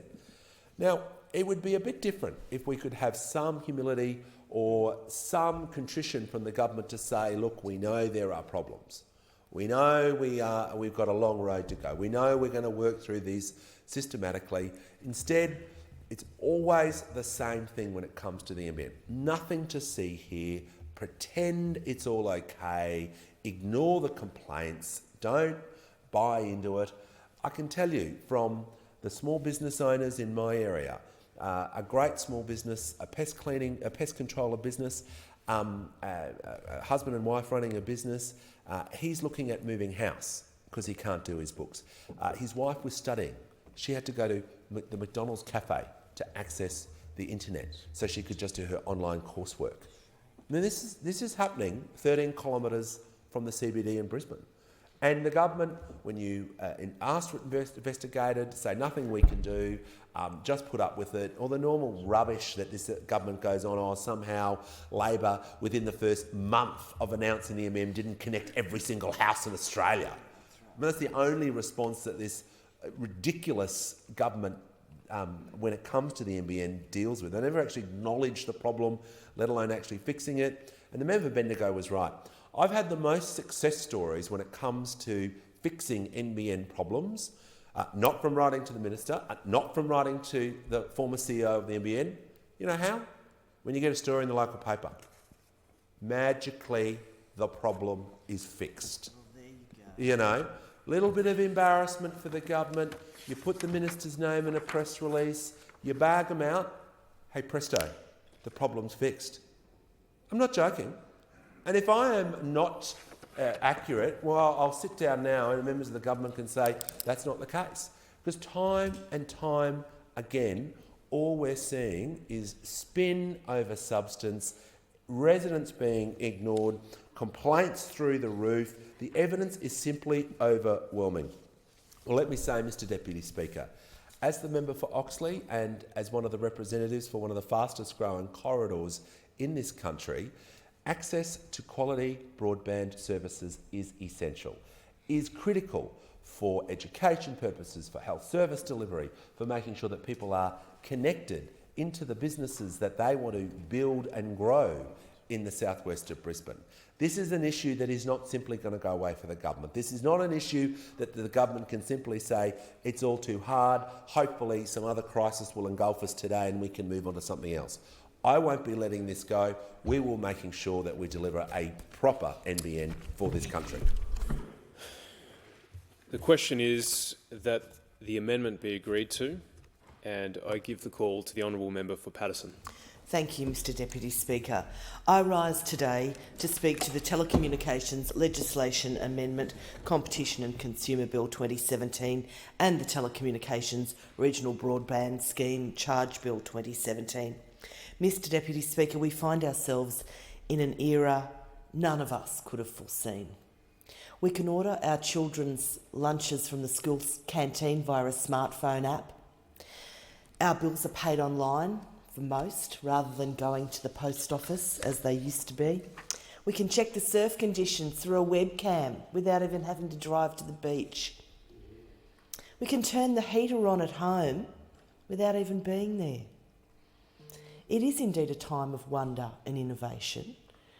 And when I think back to my dad bringing home his pay packet and mum tearing it open and the money being there, it's just not like that anymore. It is a time of wonder and innovation bound by one common thread, and that is the internet. More specifically, high-speed, reliable internet. With each day that passes, education, health, our businesses, transport, all become more heavily reliant upon this invisible wonder web that connects us all. Unless, of course, you are one of the 60% of Australians using the National Broadband Network who reported issues with their service within the last 6 months. That's according to Choice Consumer Magazine. Or if you're part of the 44% who experienced very slow speeds, the 42% who reported disconnections, dropouts and performance issues, or 31% who had problems connecting altogether. We find ourselves in difficult times, attempting to keep ahead of the global technological wave while weighed down by Prime Minister Turnbull's inferior NBN. Mr Deputy Speaker, we are here today to consider two bills before the House: the Telecommunication Legislation Amendment Competition and Consumer Bill and the Telecommunications Regional Broadband Scheme Charge Bill. Labor supports the Telecommunications Amendment Competition and Consumer Bill 2017 and its establishment of a statutory infrastructure provider known as SIP. A SIP would ensure that all Australian homes and businesses are guaranteed access to high-speed broadband. This may be provided through NBN Co or an alternate provider. This bill will ensure and enshrine in legislation Labor's long-held commitment to providing NBN services in regional Australia, the Universal Service Obligation. In my electorate of Paterson, we have a depth and breadth of industries, some pushing innovation with emerging technologies, others re-examining their ways of working to stay relevant in a rapidly changing world. In each instance, the internet is the enabler. It's the connectivity, the thought sharing, the fingertip access to a wealth of research. When you take all that away, the costs are far more reaching. Let me tell you about Bohemia Interactive Simulations. They're a small software business located in Williamtown, in our major defence tech park in my electorate of Paterson. The ability to both upload and download software is imperative to the operations of this software business. To do so in a timely and costly manner is crucial to what they do. To be able to grow and expand their operation, these businesses need reliable, affordable and fast internet speeds. Yet Bohemia cannot get access to the NBN. Bohemia is paying 5 times more than they would via the NBN to connect through a private operator. This money should be spent on employing people, but yet they've got to pay to do business because the NBN is not up to scratch. Ryan Stevenson is the director of Bohemia, and he says Bohemia cannot expand its operations because the speed of the internet just won't support it. He says Bohemia cannot employ more staff because more people using the internet would slow it down even more and make day-to-day operations even harder. Now, the irony of that, not being able to employ more people in an internet software business because the internet's too slow. Mr Deputy Speaker, this is an example of how a substandard NBN rollout is stunting Australian small business, is absolutely slaying that growth and innovation that our very own Prime Minister crowed and trumpeted about, told us we all needed to embrace. Well, it's a little bit difficult to embrace something that you can't even get hold of in the first place. And Bohemia's situation is in no way unique.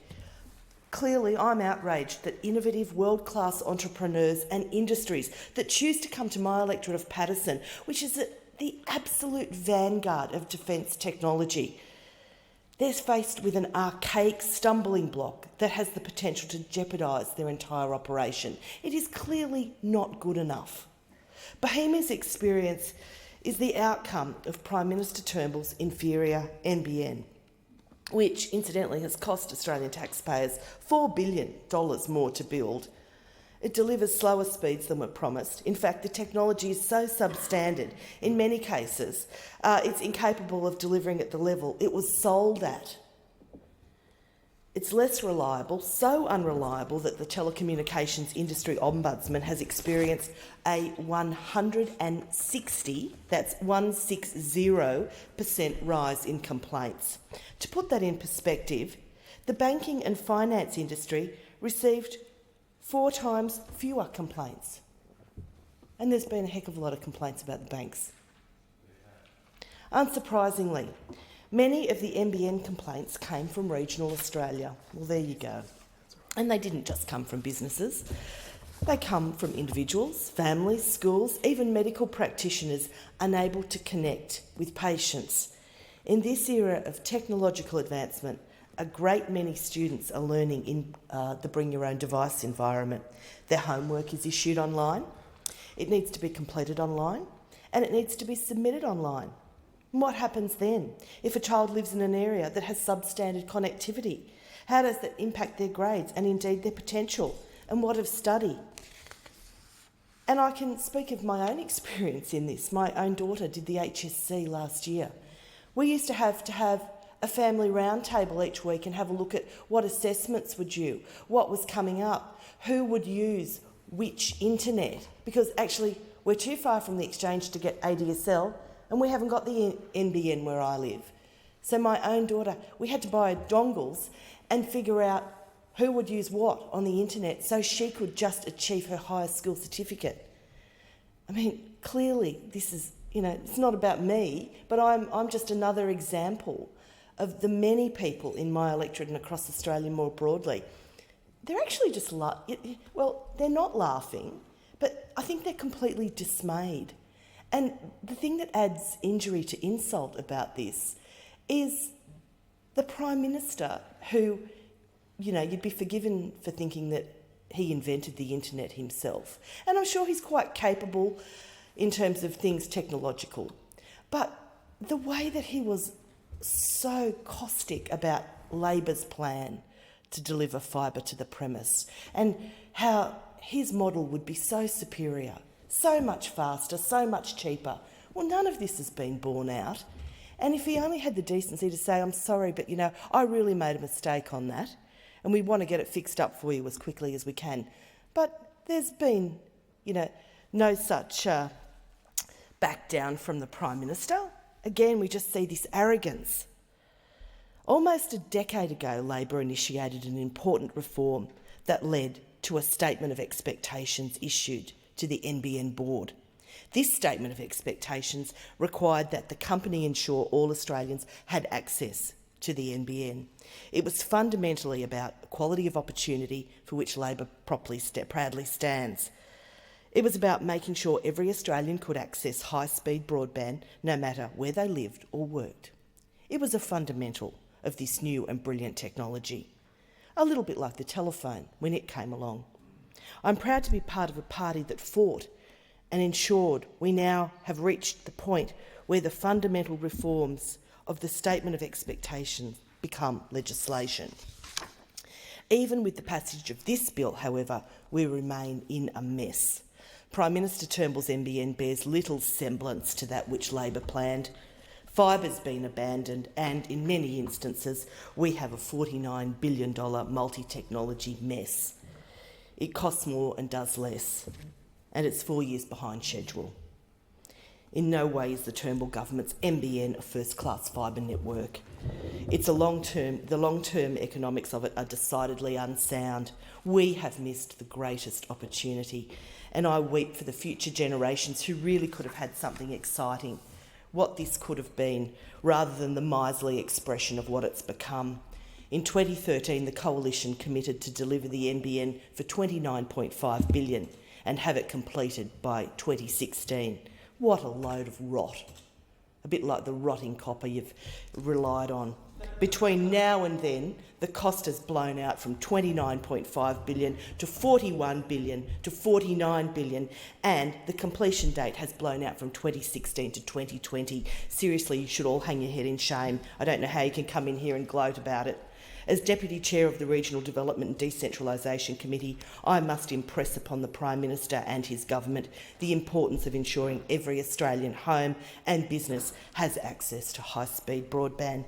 We cannot sacrifice the rights of our regional and rural and remote Australians, and that's why my colleagues and I today stand here to support the Telecommunications Legislation Amendment Consumer Competition Bill 2017. The companion to this proposed legislation, the Telecommunications Regional Broadband Scheme Charge Bill 2017, is in some ways the band-aid that the Turnbull government is proffering to fix the broken economics around its NBN rollout. There is no substitute for the first-class fibre NBN, supported by sustainable funding mechanisms that ensured sound long-term economics. However, Schedule 4 of the bill is a way of ensuring that the NBN competes on a level playing field. This is an important market mechanism and can only benefit everyday Australians. The upshot of the Telecommunications Legislation Amendment, Competition and Consumer Bill 2017 is that the Turnbull government will introduce a telecommunications levy. The Regional Broadband Scheme levy will add $84 a year to the bills of up to 400,000 consumers and businesses on non-NBN networks. That equates with $7.10 a month. The cost will rise to $7.80 by 2021. This is, in Labor's view, a regrettable choice. There were better and more efficient ways to achieve a level playing field. Under Labor's plan, high-speed broadband would have been extended to unprofitable areas through a universal wholesale pricing scheme. NBN users in cities who generally receive higher wages were better placed to pay more and would have helped cross-subsidise services in the regions which incur a higher cost. Now, with Turnbull's second-rate NBN, nearly 1 in 2 customers on the copper NBN were paying for plans the network could not deliver. They've been compensated and will not be able to achieve those high speeds or pay for them under the existing technology. But the government's economic plan assumes uptake and payment for those high-speed plans that would require an upgrade from the current copper footprint, for which, surprise, surprise, there is no funding set aside. Prime Minister Turnbull's decision to bet on copper has undermined the entire economic plan of the NBN.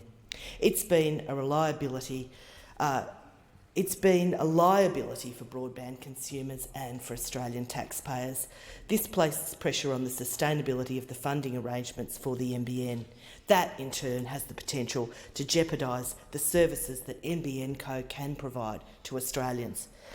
As you know, Mr Deputy Speaker, NBN Co is required to provide broadband in areas that are unprofitable to the service. No other provider shares this obligation. That means NBN fixed-line competitors can target low-cost, high-profit areas in the NBN footprint in places like apartment buildings and central business districts and leave the tough stuff to the regions, to NBN Co. As I said earlier, Mr Deputy Speaker, Labor considers it essential that all Australians have access to fast, reliable broadband. Considering all that is at stake, we do support the regional broadband scheme. We consider it to be appropriate that the costs of regional broadband are shared among companies who choose to compete directly with the NBN. But make no doubt about it, this entire NBN mess will go down as one of the great travesties and shame of Australia in this time. Thank you. I thank the honourable member. I remind members, in accordance with Standing Order number 64, to refer to members by their appropriate title. In the previous speech, Prime Minister Turnbull, not Turnbull. The question is that the amendment be agreed to. I give the call to the honourable member for Brand. Thank you, Mr Acting Deputy Speaker.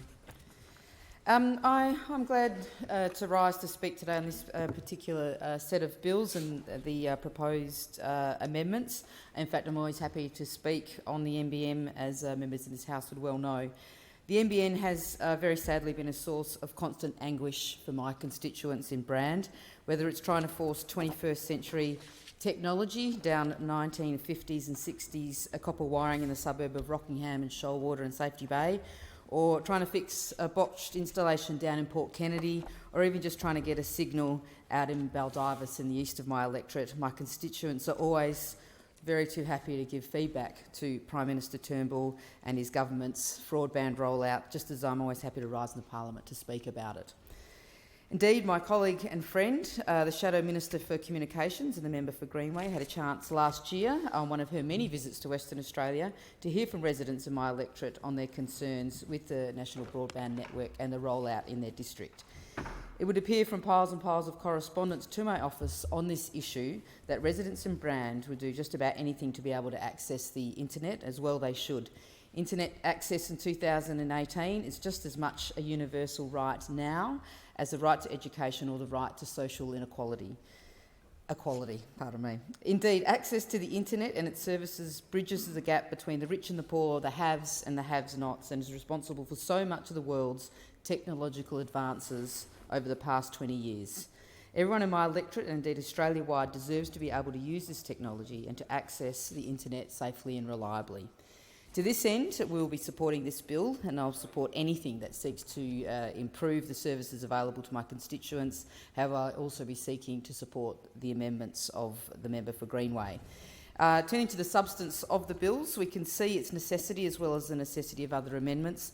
The Telecommunications Consumer Protection Services Standards Act of 1997 had established a universal service obligation that nailed down the need for an easily accessible standard telephone service for all Australians.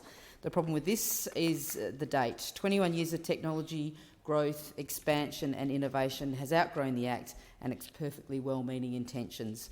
Consumer needs have shifted dramatically away from a basic phone service to move instead towards internet connectivity. Although a basic phone service is essential for many in our community, and I'm going to reflect on a story I have witnessed myself on the inability of our providers to even provide a basic phone service to the elderly. In this digital age, it's perfectly reasonable. Many services have gone online. You can pay your car rego, your power, your insurance and all your other bills online. Gone are the days of going directly into an office or even ringing up your insurance company or your utilities provider to pay your bill. But we must be mindful that this digital transformation does not move too fast and leave the most vulnerable behind, particularly the seniors in our community. Universal access may be a right, but so is the right to be included, the right to be educated and the right to transition at a reasonable pace. Others can transition as fast as they like, but we must ensure that those who do find it difficult to cope with new technologies are helped along the way. Labor understands these needs, which is partly why the NBN was envisioned in the first place. The other part being, of course, that former Prime Minister John Howard had no foresight on broadband policy, and the Nationals, as usual, achieved very little in this regard. When it was first established under Labor, the NBN was the first initiative of any Australian government which provisionally guaranteed universal broadband access. This was implemented through a statement of expectations issued to the NBN board of the time. Whilst this was a good start, we have seen how, since Labor left government, much of this goodwill has unfortunately been sucked down the drain of political point scoring by some who choose to cut corners in the name of cutting costs and lowering expectations in a policy they never truly believed in. Despite this, it is good to see this bill presented as another step in the right direction as it seeks to establish a statutory infrastructure provider regime that makes sure all Australian premises are guaranteed access to high-speed broadband through NBN or another infrastructure provider in certain circumstances. This places universal broadband access into federal legislation and helps provide certainty to metropolitan and regional consumers beyond the scope of the initial NBN broadband rollout. And if I could tell the House, that is sorely needed in my electorate. I've heard terrible stories about how lack of access is impacting on the daily lives of the decent, hard-working people across Rockingham and Kwinana, as well as many others around Australia. People like Mr DeWald Pretorius, who works from his home in his own small business and requires the internet to do so. Mr Pretorius told me he had better internet connections in Africa than he does in Baldivis. How is that possible in a purportedly modern Australia in an outer metropolitan area of Perth? It's unacceptable. Another is a doctor from works from home in Port Kennedy in the field of aged and palliative care. He looks after 200 residents in aged care facilities. His practice is fully computerised, relying on internet connectivity to ensure communications, medication orders, test results, to name just some areas of his work. But how can these be met and dealt with in an accurate and timely manner when he does not have access to a guaranteed stable internet service? In fact, some parts of Port Kennedy in the southern part of my electorate, according to the official NBN rollout map, will not be connected to the broadband until June 2019, more than a year from now. It's just another example of how denying the right of access to internet service can impact others' rights, like the right to healthcare and health services. I have stood in this place quite often to question the government on their approach to the whole National Broadband Network project. It doesn't they've been there 5 years and have failed to make much progress. Saying you're delivering when you just simply are not is ridiculous. The appalling inadequate rollout of NBN has reached such dire proportions that now, just like walking through a clean house with muddy shoes, someone has to go back and mop it up. This mop and bucket takes the form of the new broadband tax of $7.10 per month that would apply to services on non-NBN networks. This charge is due to increase by $7.80 by 2021. The government's internet tax, which they're cleverly calling a levy, is expected to add $84 to the annual bill of up to 400,000 residents and business services on non-NBN networks. Now, let us be clear about this. The only reason we find ourselves at this point is because of the Prime Minister's poor judgment on every turn in this very important policy area. Regional remote coverage of the NBN was an important Labor initiative when the NBN was started. It was a decision to extend high-speed broadband to unprofitable areas and funded through a universal wholesale pricing regime across the country. This meant that NBN users in the city could help cross-subsidise higher-cost services in the regions. There was no contemplation of having a universal wholesale pricing regime and a levy. It was supposed to be one or the other, but not both. The decision by the Turnbull government to slug consumers with a new internet tax is both poorly designed and clearly a stopgap solution. The $49 billion multi-technology mix has costed more and achieved less.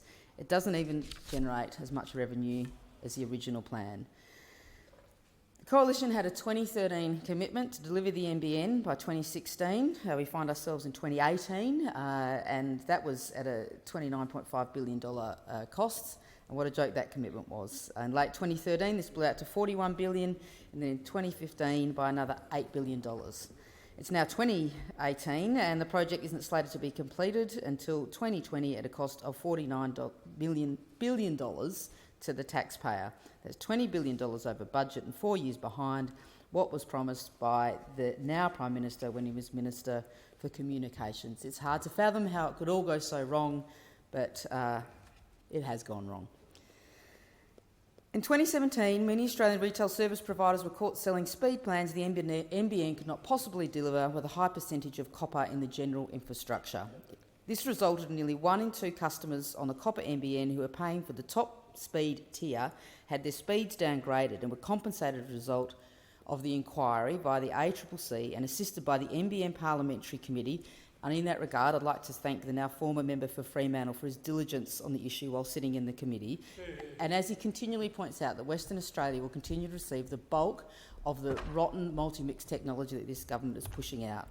It was reported that 1 in 3 homes on copper cannot achieve 50 megabits per second and 3 in 4 cannot achieve 100 megabits per second, far below what was promised by NBN under this government. And yet we have also learned that no funding has been set aside in the government's NBN business case out to 2040 to upgrade its copper footprint. I'm going to turn for a moment to it's a pretty personal story about the NBN and the problem with the copper wiring and its current rollout and the fragility of the infrastructure we had in place. On the 22nd of April, there was a storm in Western Australia. It was a pretty minor storm. There was some lightning strikes. That was a Sunday. I went to visit my mother and I'd rang her before I got there and she didn't answer the phone. The phone rang out. I thought that was pretty unusual. Mum's usually home on a Sunday. She lives in Shoalwater Bay. So I just turned up. I rocked up at her house and, Mum, why didn't you answer the phone? I asked her. And she goes, well, the phone didn't ring. I said, well, yes, I rang it. It should have rung. And so we tested it with my mobile. She doesn't use her mobile. It rang and it rang out, but it was not ringing physically. On my phone, it rang out, and the phone in the house, she could not hear it. No one could hear it. The phone was not working. What had happened, by all accounts, and the same happened for the whole street.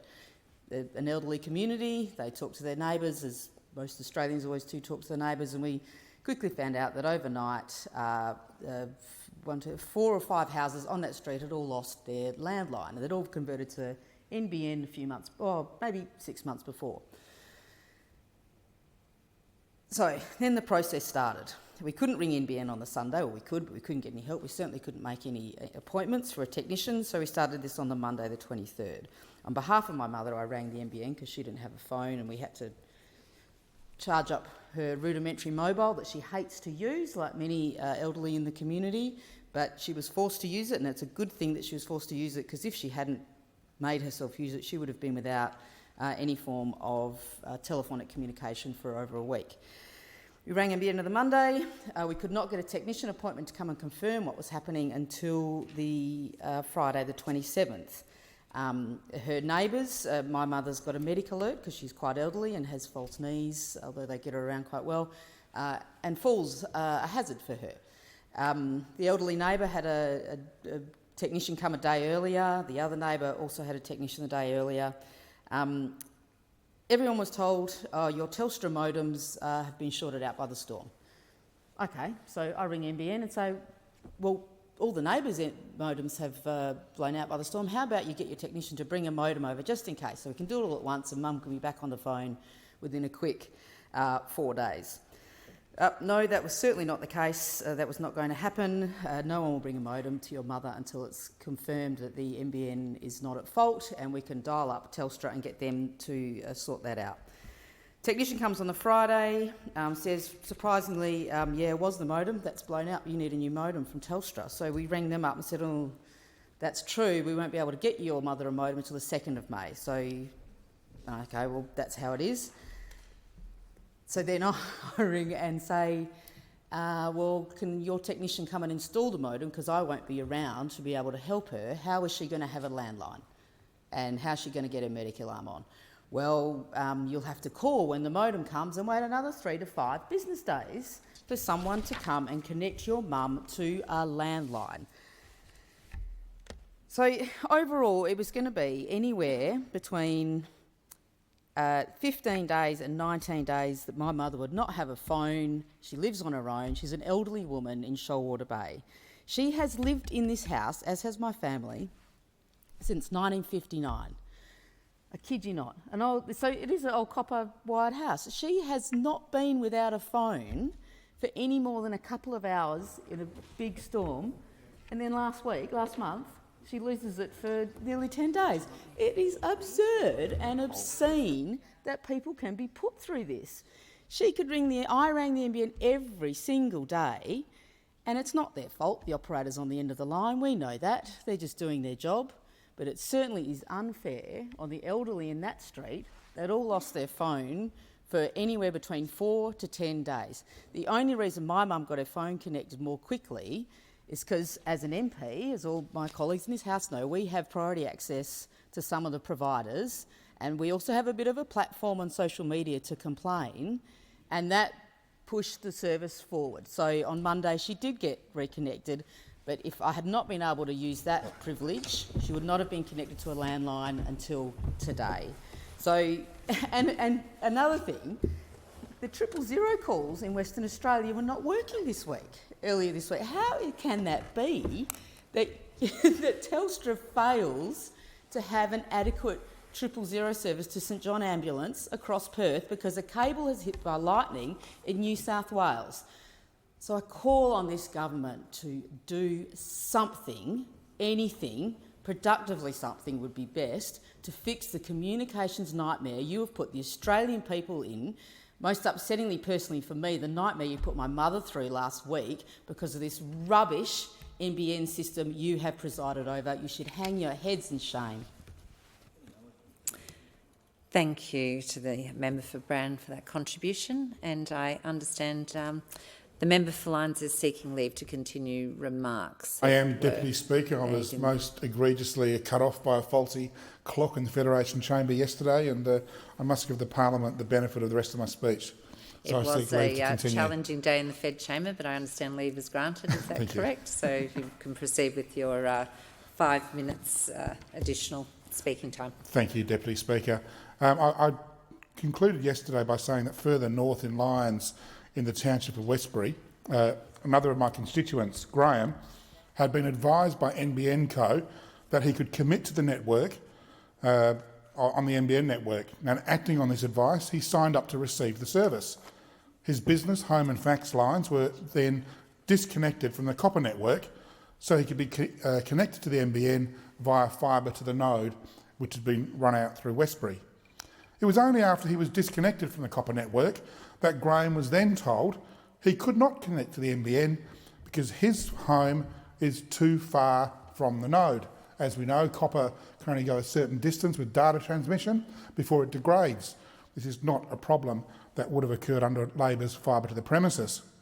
So, of course, if the government had stuck with Labor's fibre to the premises, there wouldn't have been this problem. So no one told Graham he could not get connected until it was too late. His phone and fax lines were gone, phone and fax lines vital to his business. Graham spent weeks trying to get some sort of service connected, and finally, in complete desperation, he contacted me to voice his concerns and frustration and to let me know that his accountancy business was in danger of closing, after many years, all because essential services were being denied to him through no fault of his own. Now, once again, Margaret in my Perth office, who's just a wonder, was instrumental in getting Graham's phone and fax and ADSL internet reconnected.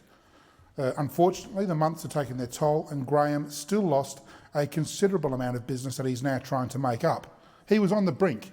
So much for a government that likes to brag that it is pro-business. And we've heard plenty of evidence today from the members for Bendigo and the member for Oxley about the impact on businesses in their electorates from this government's substandard approach to the NBN. The service is poor. The rollout is patchy. People are being disconnected from their old internet, even though they can't connect to the NBN. And people are not getting the same speeds on the NBN, in some cases, even as they used to on ADSL and ADSL2. And I know because I'm one of them. At home, I'm on the fixed wireless tower. Now, that was fine when the tower went up 6 years ago. I live on an old sheep paddock. I don't expect to have fibre connection to my place. I'm out in the sticks. So I've got no problem being on the tower. When it was built 6 years ago, I had good service. But now at peak time, it's hopeless. 2 and 3 megabits per second service at peak time. And why? Because developers have built new housing estates nearby, and instead of providing the infrastructure to connect those homes to fibre to the node, they've left those homeowners to be connected to the tower. So hundreds more people are accessing the signal than they should, and that's crunching down the speed. And I must mention here, Deputy Speaker, that Midway Point, which is near me, under Labor, is one of the first places to get fibre to the premises. And these new estates in Midway Point are meant to be getting fibre to the node, but because of some loophole that allows developers not to necessarily provide the infrastructure that is required, these homes are ending up on fixed wireless instead. It is the people of regional Australia who know they are being left behind by the widening digital divide between city and country. But before I get on to that, I just wanted to say I've dealt with Telstra and NBN Co over my particular situation, but I never tell them I'm an MP. So I think it's important that I get the same service as everybody else in the community. And it drives you mad the way you've got to deal with these companies, the long waiting times that Australians have to put up with to get simple resolutions.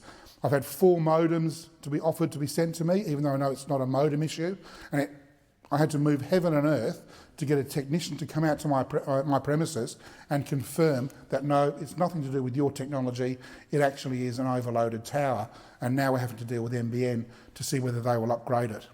And this is part of the digital divide that people in the country face every day compared to those in the city. And that's a digital divide that Labor sought to narrow, not widen.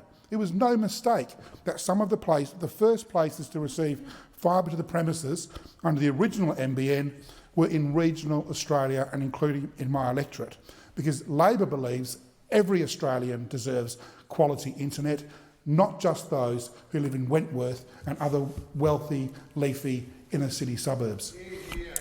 I thank the member for Lyons for his contribution and give the call to the Minister. Thank you, Madam Deputy Speaker. The government's telecommunications reform package is good for consumers, good for industry and good for regional Australia. Passage of these historic reforms will mean a more efficient and competitive telecommunications sector. The Telecommunications Legislation Amendment Competition and Consumer Bill and the Telecommunications Regional Broadband Scheme Charge Bill implement a coherent 3-part package to improve the regulatory framework for the supply of high-speed broadband, by amending separation rules and creating new supply and funding arrangements. These bills will improve the provision of high-speed broadband in Australia by making carrier separation rules for high-speed residential networks more effective but also more flexible, and giving carriers greater scope to invest in superfast networks and compete. They will also improve it by introducing new statutory infrastructure provider obligations on NBN Co and others to support the ongoing delivery of high-speed broadband services. And they will also improve it by establishing the Regional Broadband Scheme to provide equitable long-term funding for NBN Co's satellite and fixed wireless services for regional areas. Telecommunications carriers and consumers will benefit from the changes to the separation rules, which will improve conditions for competition and investment in the telecommunications market. Consumers will also benefit from the statutory infrastructure provider measures, which will ensure everyone in Australia will be able to access high-speed broadband services upon reasonable request. The rules set out baseline standards for these services: peak download speeds of at least 25 megabits per second and peak upload speeds of at least 5 megabits per second. These services also need to support voice communication on fixed line or fixed wireless networks. Additionally, the Minister will be able to make service provider rules dealing with consumer issues like the handballing of disputes between wholesale and retail providers. Consumers will also have clear information on why any reasonable request for connection has been refused and by whom, enabling them to pursue redress with the Telecommunications Industry Ombudsman or the regulator. Consumers in regional Australia will benefit from the Regional Broadband Scheme, which establishes an equitable long-term funding arrangement for NBN Co's fixed wireless and satellite networks. We promised to speed up the rollout and deliver broadband upgrades as soon as possible, and that's exactly what we've done. To deliver fast broadband sooner, at less cost to taxpayers and more affordably for consumers, NBN Co is using the technology best matched to each area of Australia. This government requires NBN Co to ensure upgrade paths are available under its Statement of Expectations. NBN Co also plans to launch new products and additional features over time in a series of product releases to improve the range of products with which broadband retailers can serve consumers and businesses. By 2020, 90% of premises in the fixed line footprint will be able to access download speeds of 50 megabits per second. It's instructive to remember Labor's record. Labor promised the world and yet delivered service to just 51,000 premises by September 2013, after 6 years in government and after spending $6 billion. It was a sorry tale of incompetence and abjectly poor performance. By contrast, under the Coalition, the National Broadband Network is over half complete and is extending its reach to towns large and small right across Australia. In September 2013, fewer than 3% of Australian premises could obtain a service on the network. Today, over half of Australian premises, over 7.6 million homes and businesses, are in ready-for-service areas, and there are more than 3.8 million active users. The opposition's stated approach of supporting fibre to the premises would have made NBN Co completely uncompetitive. Everyday Australians would have paid more for their internet, as the price of internet bills would have risen by over $500 a year. Reverting to an all fibre to the premises approach would have seen the NBN completed nationwide 6 to 8 years later than is being delivered under the Turnbull government, and at a cost of an extra $30 billion. These factors, of course, the delayed rollout, would also have reduced NBN's revenue and made it less competitive. By reducing costs, accelerating the rollout and earning revenue sooner, the government has put the NBN business model on a more sustainable basis and made it more competitive. Under the Turnbull government, NBN's annual revenue has grown from a paltry $17 million in the 2013 financial year to close to $2 billion for the 2018 financial year, and we are on track to have 8 million paying customers in 2020. This package includes a range of measures to improve competition, because we know that wholesale market competition will result in better outcomes for consumers and the economy. The regional broadband scheme places NBN Co on an even footing with its competitors by ensuring all carriers play a role in contributing to the cost of delivering broadband in regional and remote Australia, not just NBN Co. This scheme will require all fixed-line carriers to contribute $7.10 per month for each premises on their network that has an active high-speed fixed-line broadband service. NBN Co will continue paying around 95% of the total cost compared to the 100% it pays today. I want to emphasise that the regional broadband scheme will not result in price rises for the 8 million, or the 95% of consumers who are expected to be connected to NBN by 2020.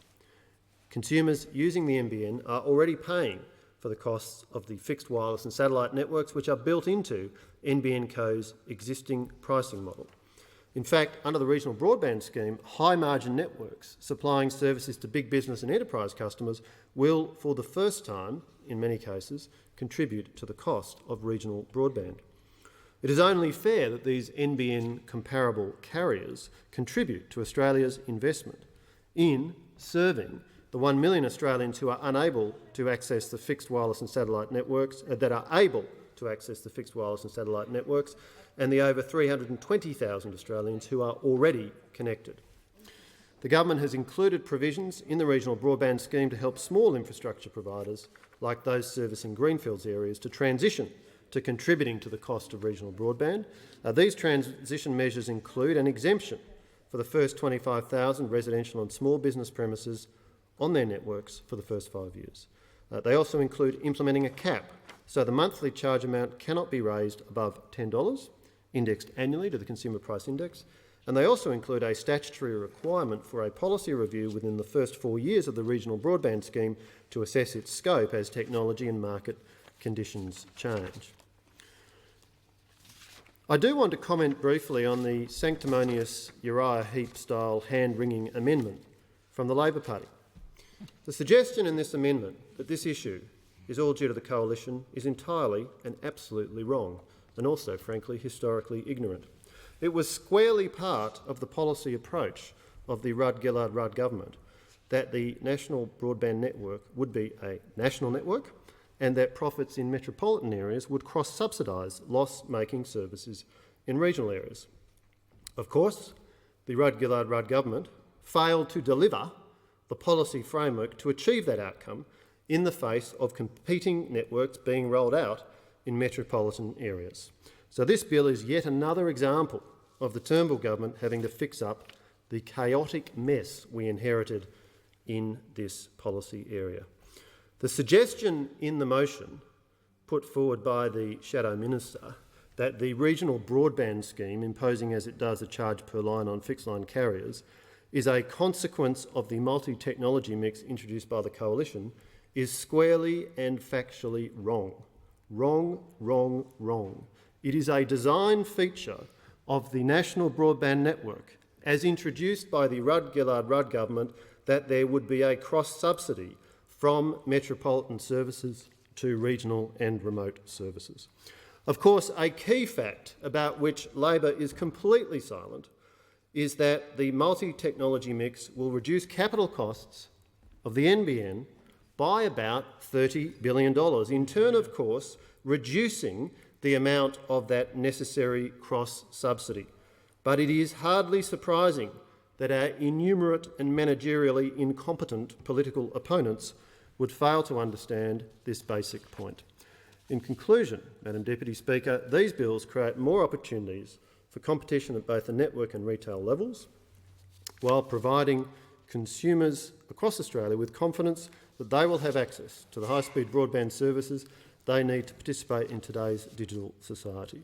These bills have been the subject of extensive consultation. They are strongly supported by consumer groups and regional stakeholders, including the Regional Rural and Remote Communications Coalition and the National Farmers Federation. I commend these bills to the House. I thank the Minister for Urban Infrastructure and Cities. The original question was that this bill be now read a second time. To this, the honourable member for Greenway has moved as an amendment that all words after that be omitted, with a view to substituting other words. The immediate question, therefore, is that the amendment be agreed to. All those in favour say aye. Against, no. Noes have it. The question now is that this bill be now read a second time, and I invite the clerk.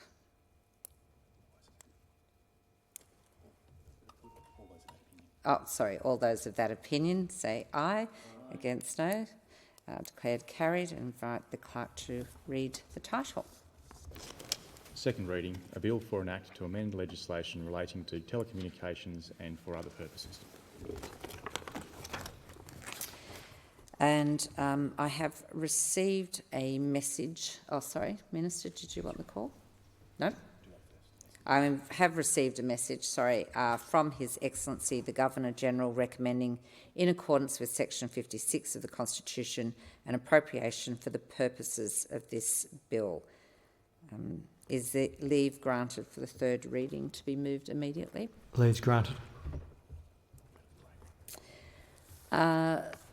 The House will now consider the bill in detail. I understand it is the wish of the House to take the bill as a whole. The question is that the bill be agreed to. I present a supplementary explanatory memorandum to the bill,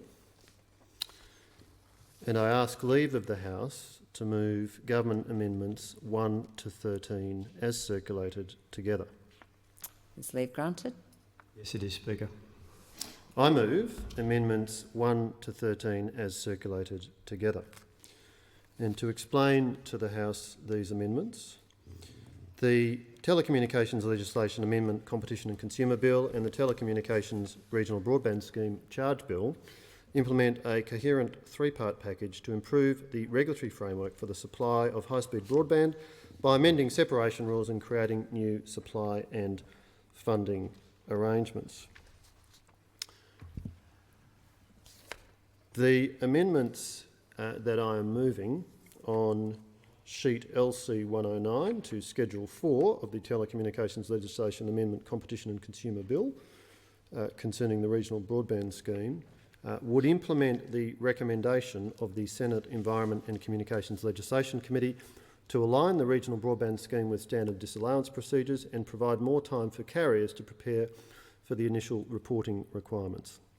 The proposed amendments 1 to 12 on sheet LC 109 delay the timing of the initial report by carriers to the Australian Competition and Consumer Commission and introduce deemed disallowance provisions for certain ministerial determinations.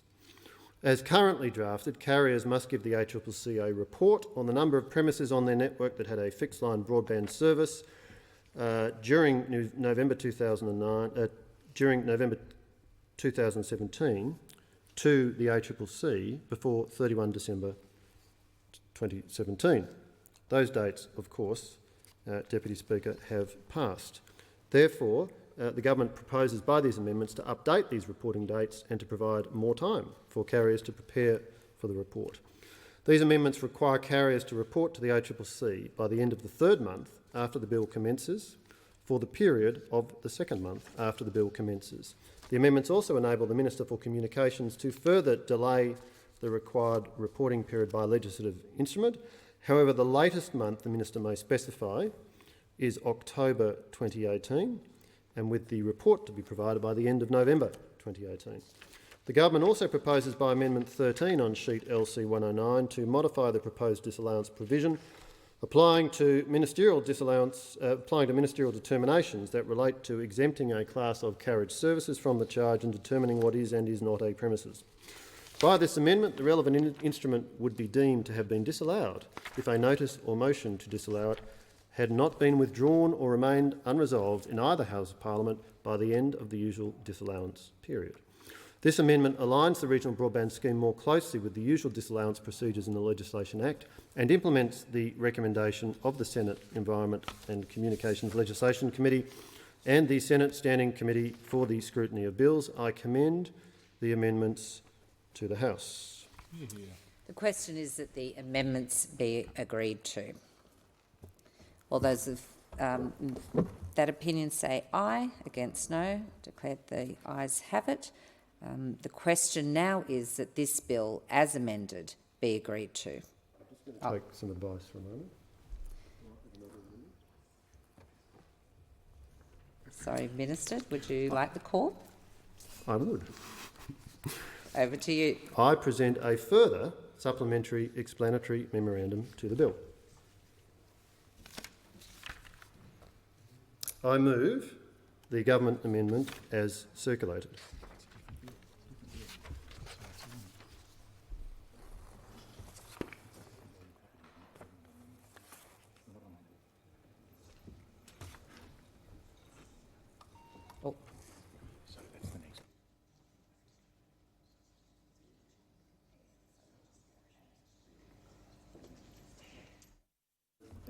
I withdraw that purported attempt to introduce an amendment. Thank you, Minister. The question, just to refocus the House attention, the question now is that this bill, as amended, be agreed to. All those of that opinion say aye. Against no. Declare that carried. The bill, as amended, has been agreed to. Minister, did you wish to have the call?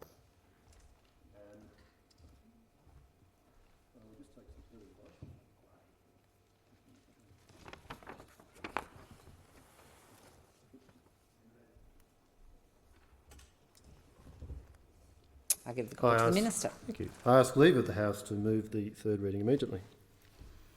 Is leave granted? Leave granted. I move that this bill be now read a third time. And I invite the clerk, I think, to...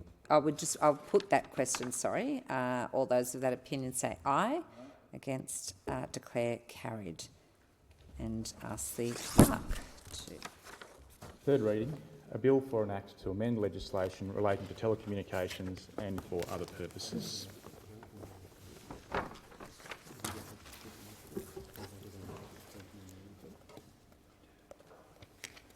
Government business. Next order of the day, Telecommunications Regional Broadband Scheme Charge Bill 2017, resumption of debate on the second reading.